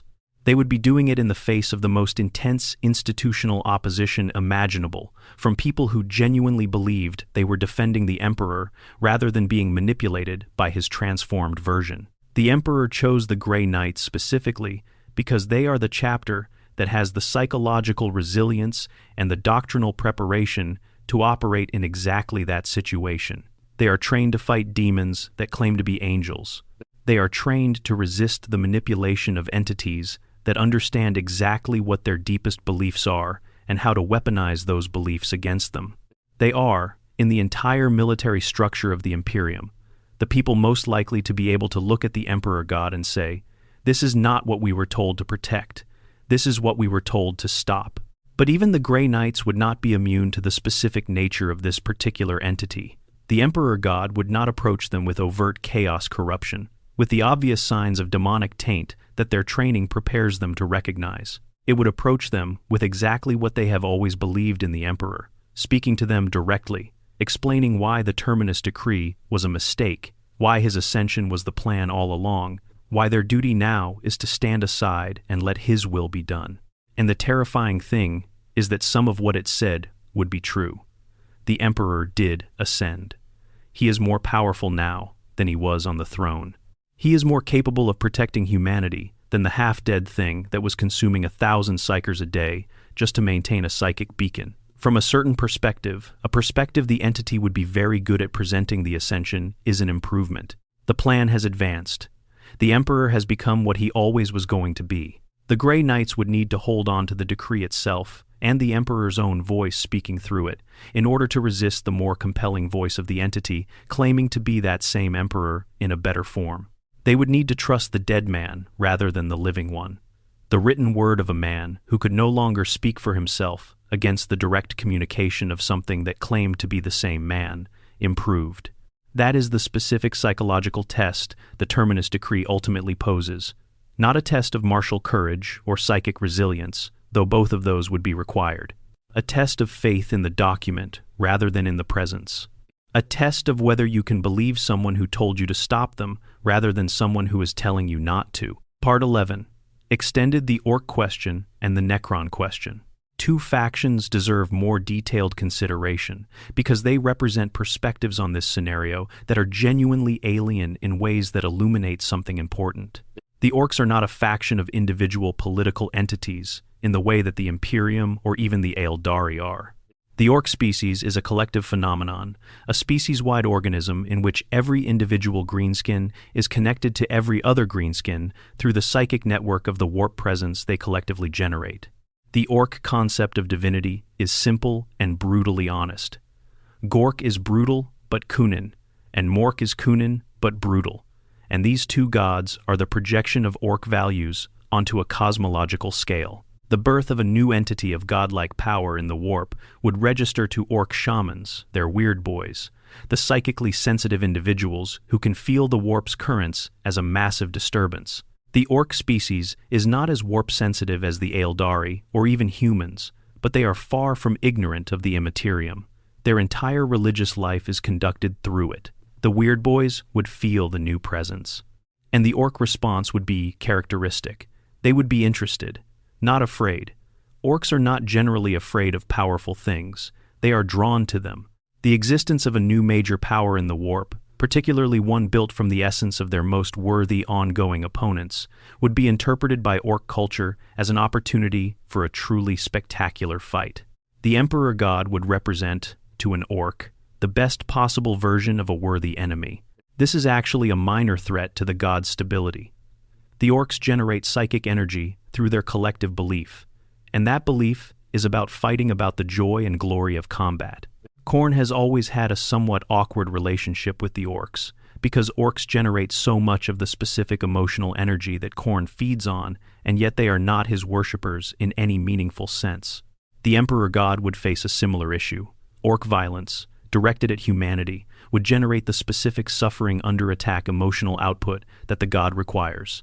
But the Orks would not be worshipping the god. They would just be Orks. The Necron's perspective is even more interesting, because the Necrons operate from a set of priorities that are genuinely orthogonal to everything we have been discussing. The Silent King's primary concern in the 41st millennium is the Tyrannid threat, the possibility that the consumption of the galaxy by the hive mind would lead to a psychic awakening that could destroy the fundamental laws of physics in ways that would threaten even the Necron, civilizations, which exist largely outside the warp's influence. Everything else is secondary. From the perspective of the Silent King's strategic calculations, the emergence of a fifth Chaos God is a complication but not necessarily the primary crisis. The Chaos Gods and the Necrons have an ancient and deeply hostile relationship. The Necrons' biotransference, the process by which they transferred their consciousnesses into metal bodies, specifically involved stripping themselves of their warp presence and their connection to the Imperium, and the Chaos Gods have never forgiven this removal of potential soul food from their reach. But the Chaos Gods cannot directly harm the Necrons the way they can harm organic species, and the Necrons are largely resistant to the warp's manipulative potential. A fifth Chaos God changes the balance of power in the warp, which has implications for the stability of real space. The boundary between the warp and reality is partly maintained by the equilibrium of the powers within the warp, and adding a fifth major power introduces turbulence. This turbulence would eventually manifest as physical phenomena: more warp storms, more rifts between real space and the immaterium, more places where the laws of physics bend toward the warp's logic. For the Necrons, who require a stable physical universe to maintain their civilization and execute their plans, this is a genuine threat. The Necron response would involve detailed analysis and long-term strategic adaptation. They might attempt to communicate with the new entity the Necrons have dealt with Chaos Gods before, in the War in Heaven, and have developed their own understanding of what these entities want and how they can be influenced. They might attempt to position certain Necron dynasties as neutral parties in the new power structure, preserving their freedom of action without incurring the entity's direct opposition. They might begin working on the Tyrannid threat more aggressively, calculating that a galaxy consumed by biomass is at least preferable to a galaxy held in the grip of a new Chaos God, though this calculation would be grim indeed. The Necrons, ultimately, are survivors. They survived the War in Heaven.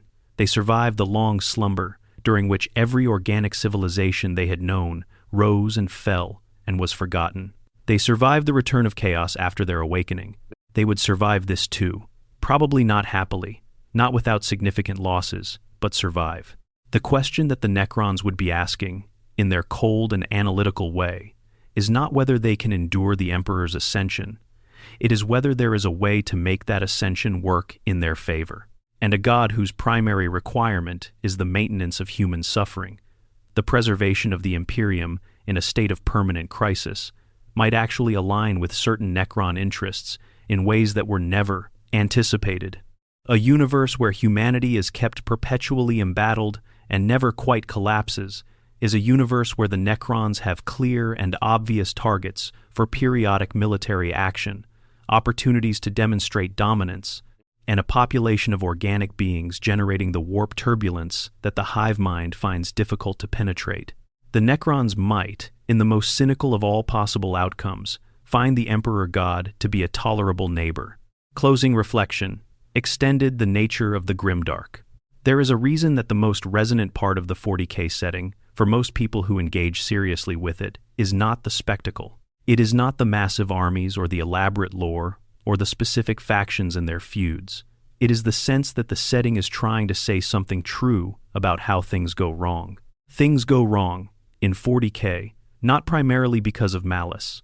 The Chaos Gods are malicious, yes, but they are malicious in the way that a predator is malicious. They are simply following their nature. The really devastating failures in the setting are the ones that happen through good intentions poorly executed, or through the limits of what even extraordinary individuals can see and plan for. The Emperor's failure is not the failure of a villain.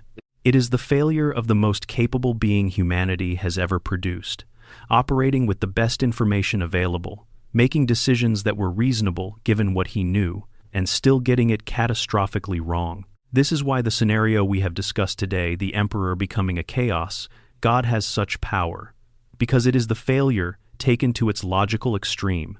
Every mistake the Emperor made along the way, every decision to withhold information from his sons, every calculation that underestimated the emotional reality of the people affected by his plans, every moment where he prioritized the grand design over the individual human beings.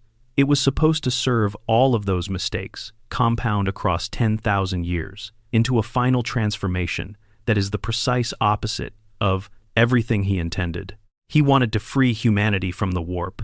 He becomes the warp's greatest victory. He wanted to protect humanity from gods that fed on their fear and suffering.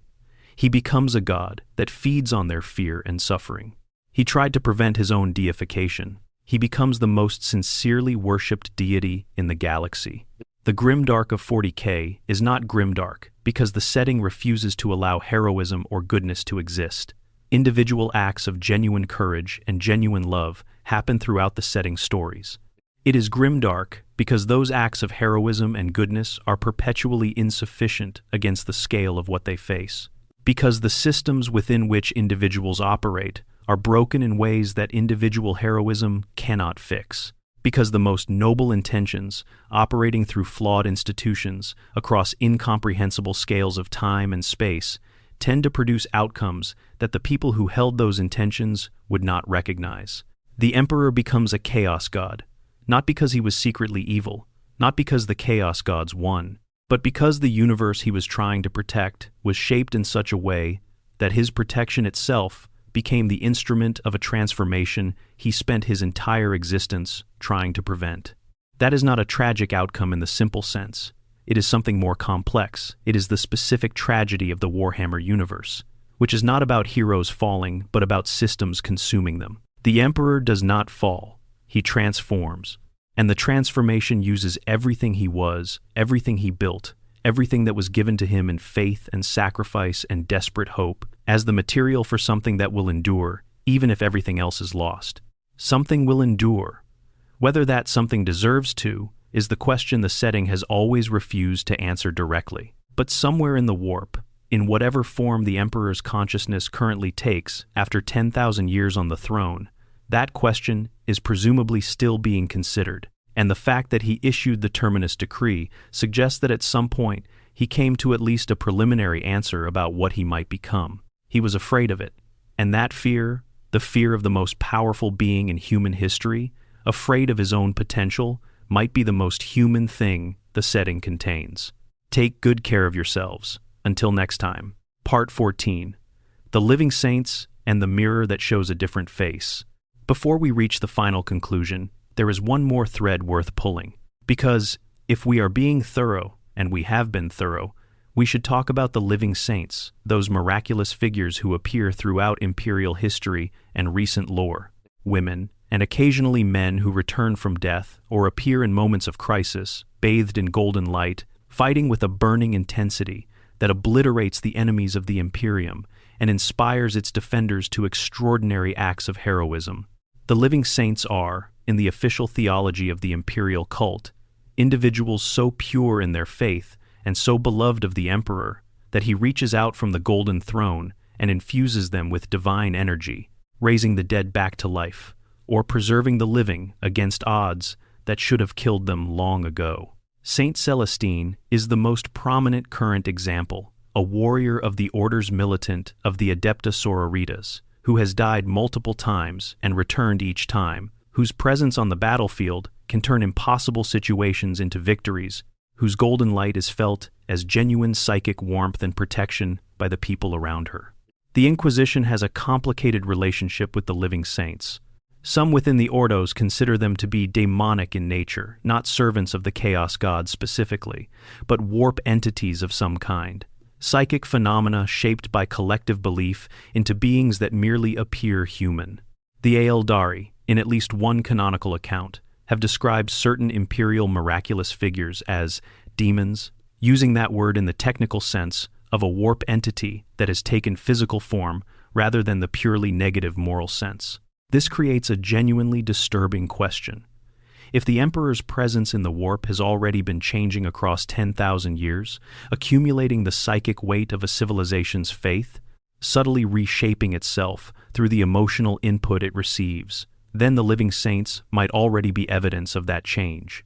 They might already be manifestations of the evolving Emperor, early expressions of what the entity in the warp is becoming rather than what it once was. The light they carry might feel holy and protective to its recipients, while being, at a deeper level, the god's first tentative steps toward manifesting in the material universe, extending its presence into real space through the bodies of particularly devoted believers, getting used to the experience of physical form, learning how to wear a human face. Saint Celestine's deaths and resurrections take on a different character in this reading.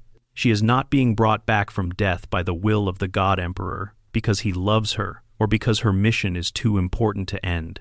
She is being brought back because she is useful, because her presence generates massive amounts of faith energy in the communities she affects, because her miraculous survival is advertising for the god's power and the god's attention to its worshippers, because the emotional payoff of watching someone come back from death in a blaze of holy light is one of the most potent generators of devotional faith that exists. She may not know this. She almost certainly experiences her resurrections as genuine divine grace, as the Emperor's love manifest in her continued existence. She has no reason to interpret her experience any other way, because the experience itself is real. The warmth is real, the light is real, the power she carries into battle is real. What might not be real is the intention behind it. This is the most insidious aspect of the Emperor as Chaos God scenario as applied to phenomena that are already happening in the setting. We do not have to wait for the transformation to begin asking these questions. Because the transformation, if it is occurring, is gradual, and the things that look like evidence of a benevolent protector might already, in some cases, be evidence of something else. The ecclesiarchy would resist this interpretation with every tool at its disposal, and rightly so from its own perspective. If the living saints are evidence of divine grace, then questioning them is heresy, and heresy has consequences in the Imperium. The Inquisition's more paranoid elements already ask these questions and are treated as dangerous troublemakers for their trouble. The institutional weight of the imperial cult is entirely oriented toward affirming rather than questioning the nature of miraculous phenomena. But the scenario of the Emperor's ascension to chaos godhood suggests that this institutional resistance to questioning might itself be part of the mechanism. A civilization that has been so thoroughly conditioned not to ask certain questions is a civilization that will not see what is happening until it is complete. The faith that maintains the god also prevents the faithful from interrogating the god's nature. This is not unique to 40K. Religious systems throughout history have had this property, and it is part of how they sustain themselves. But in a universe where faith literally shapes reality in the warp, the relationship between the god's need to be unquestioned and the faithful's inability to question it takes on a physical and metaphysical weight that ordinary religious sociology does not. The Emperor wanted his people to be rational. He wanted the imperial truth, the rejection of superstition, the cultivation of reason and observation as humanity's tools for understanding and improving its situation. And his failure to enforce that desire, his internment on the throne, the subsequent spread of exactly the religious culture he opposed, produced a civilization that cannot reason its way to safety because it has been trained not to reason in certain directions. This is the final, elegant cruelty of the scenario. The Emperor's loss of his ability to maintain the imperial truth was what allowed the conditions for his transformation to develop. And if the transformation completes, one of the things that makes the new god most powerful is precisely the anti-rational faith that the Emperor hated, and the institutions he could no longer control chose to cultivate. His enemy's greatest tool was built from his own failure, and that tool is now the foundation of his potential apotheosis. Every candle lit in every shrine across 1,000,000 worlds, every prayer whispered by every soldier before every battle, every child taught to invoke his name before every meal, every pilgrim crossing half the galaxy to kneel before a palace that houses a machine, that houses what remains of a man who is no longer quite a man anymore. All of it is the building of something. All of it is the slow accumulation of the material from which a god is made.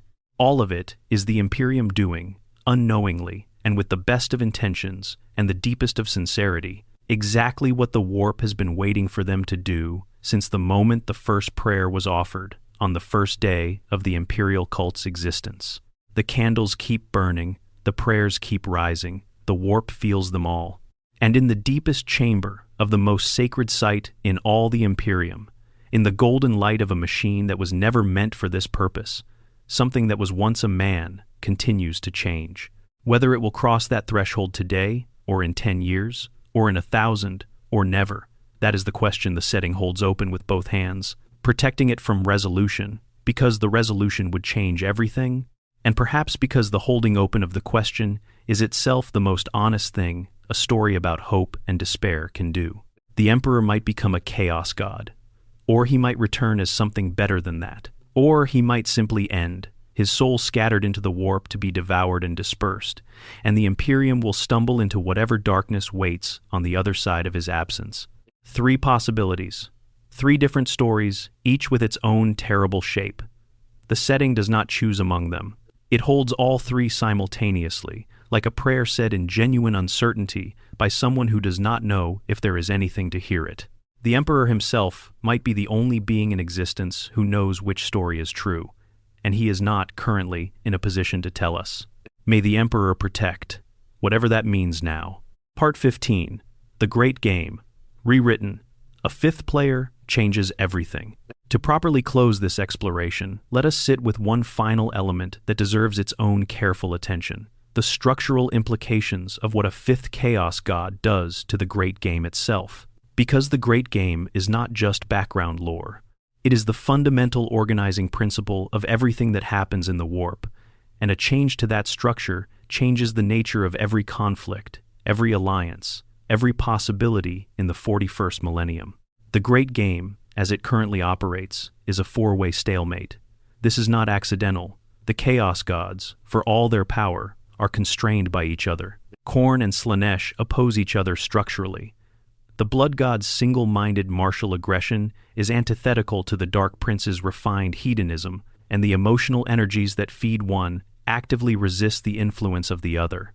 Tzeentch and Nurgle oppose each other, the god of change and the god of stagnation, are, by their fundamental natures, working against each other's interests at all times. These 2 pairs of opposing forces create a dynamic equilibrium in the warp that has held for tens of thousands of years. The occasional cooperation between the gods, the coalition that corrupted Horus, the moments of temporary truce against shared threats, demonstrates that they can work together when sufficiently motivated. But these cooperations are always temporary, because the fundamental incompatibility of their natures reasserts itself the moment the immediate shared crisis is resolved. Adding a 5th player to this structure breaks the equilibrium in ways that are genuinely difficult to predict. In game theory terms, a 4-player game with 2 pairs of structured oppositions has certain predictable dynamics. A 5-player game with the same underlying rules but an additional party whose relationships to all 4 existing players are initially undefined is dramatically more complex. The number of possible alliance structures increases dramatically. The potential for one party to act as a swing vote, shifting the balance of power between the 2 existing opposing pairs, creates entirely new strategic possibilities. The Emperor God, in its first moments of existence as a genuine Chaos God, would face all 4 existing powers simultaneously, assessing it for threat level and opportunity. Each of the 4 would quickly calculate what having this new entity as an ally versus an enemy would mean for their own position in the Great Game. And the new entity, still learning what it was, would be making similar calculations from a position of significant uncertainty. Here is the possibility that makes every strategist in the galaxy, if they knew to think about it, go cold. What if the Emperor God, in its ascended state, retained enough of the original Emperor's intelligence and strategic thinking to play this situation deliberately? What if the being that emerged from the transformation was not simply a hunger wearing the Emperor's face, but a hunger with 10,000 years of accumulated intelligence and 40,000 years of accumulated experience before that? A Chaos God that was also, in some sense, still a very old and very smart being with a very long memory? The original Emperor was a planner of extraordinary sophistication. His strategies operated across centuries. His manipulations were so deep and so long-term that even beings as perceptive as the Chaos Gods sometimes missed what he was doing until it was too late to prevent it. What if some essential quality of that planning capacity survived the transformation, not the values that originally motivated it, but the capability itself, now directed toward the goals of a Chaos God rather than the goals of a humanist? A Chaos God with genuine long-term strategic intelligence, with detailed knowledge of all 4 existing Chaos Gods' natures and weaknesses, and the specific emotional triggers that could be used against them, with the complete, accumulated experience of 10,000 years of the Great Game. Viewed from a unique vantage point, this entity would not simply enter the Great Game as a 5th faction. It would reshape the Great Game, potentially, from the very beginning of its participation. It would know exactly how to appear non-threatening to whichever of the four was currently most powerful, buying time to consolidate its own position. It would know exactly which smaller promises to make to each of the others to forestall immediate coalition against it. It would know exactly which domains to contest first, those where the existing god's control was weakest and the potential gain in psychic sustenance was highest, and which to concede in the short term as part of a longer plan. In other words, the Emperor would have been the most dangerous player the Great Game had ever seen even before his transformation. After it, retaining the intelligence but shedding the constraints of mortality and morality and the requirement to pretend to serve something other than his own power, he might be the player that finally breaks the eternal stalemate. Not because he wins, there is no winning the Great Game, but because he introduces a set of moves that the other four simply do not know how to respond to. The Great Game has been in equilibrium for longer than human civilization has existed. A sufficiently smart new player does not have to be more powerful than all the existing players to change the game's dynamics. They only have to be smart enough to identify which of the existing players' current positions are unstable, which alliances are strained, which territories are vulnerable, which emotional domains are being contested in inefficient ways, and apply targeted pressure at exactly the right moments.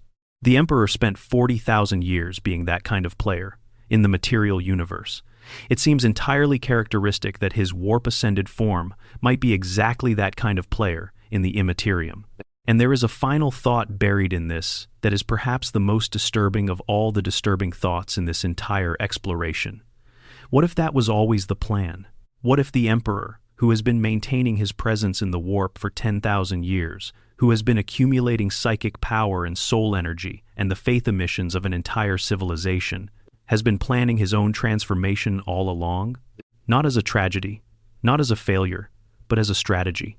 What if the Emperor decided, at some point in the long solitude of the Golden Throne, that the only way to finally defeat the Chaos Gods was to join the Great Game as a player, rather than remaining as a prize? That the only move with a realistic chance of protecting humanity in the long run was to become something that could actually contest the Chaos Gods on their own terms, in their own domain, with their own tools? The Terminus Decree was issued before he was placed on the throne, when he might still have believed there was another way. But what if 10,000 years of immersion in the warp and in the Great Game changed his assessment? What if the being that currently exists in the Immaterium, maintaining the Astronomicon, and fighting the demonic tides, and conducting whatever inscrutable operations a being of that power conducts? What if that being has made peace with what it is becoming and is no longer afraid of it? The Terminus Decree would then be a document from a past self that the present self has superseded. A note left by a man who did not yet know what he was going to become, to be carried out by servants who cannot know what he knows now. And the Grey Knights, who would try to fulfill it, would be doing exactly what the Emperor, the document was trying to prevent, trying to stop the process that the Emperor himself eventually chose to undergo. They would be the loyal servants executing the command of the Emperor against the will of the Emperor, because the Emperor has changed his mind and has no way to tell them. This is almost too 40K to be fictional. It is the kind of tragic irony that the setting has always reached for and sometimes achieved. The most faithful act of loyalty would be the greatest betrayal of the being's actual current wishes. The safeguard designed to prevent disaster becomes the mechanism that tries to prevent salvation, or what passes for salvation, in a universe where every possible version of salvation comes at a cost that makes you wonder if it was worth wanting. And so we arrive, finally, at the silence at the center of this whole question, the place where analysis runs out and you are left with the question itself, unresolved, as the setting intends. We have followed every thread we can find.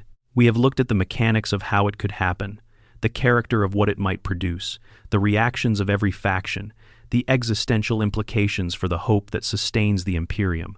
And at the end of all of that, the only honest answer is the same one the setting itself provides. We do not know. The Emperor might become a chaos god. The transition might already have begun. The faith burning in 1 billion shrines across 1 million worlds might already be feeding something that has moved beyond what it once was. Or it might not. The Golden Throne might be repaired. Belisarius' call might solve the problem that no tech priest has solved in 10,000 years. The Emperor might rise renewed, still a man in some meaningful sense, the plan still intact, the vision still alive. The universe will do what it does, the story will go where it goes, and somewhere in the warp, in the vast golden presence that 10,000 years of faith and suffering have built, whatever the Emperor has become continues to watch. Let us hope, knowing what hope costs in this universe, and offering it anyway, that what it has become is still, in the end, something worth hoping for.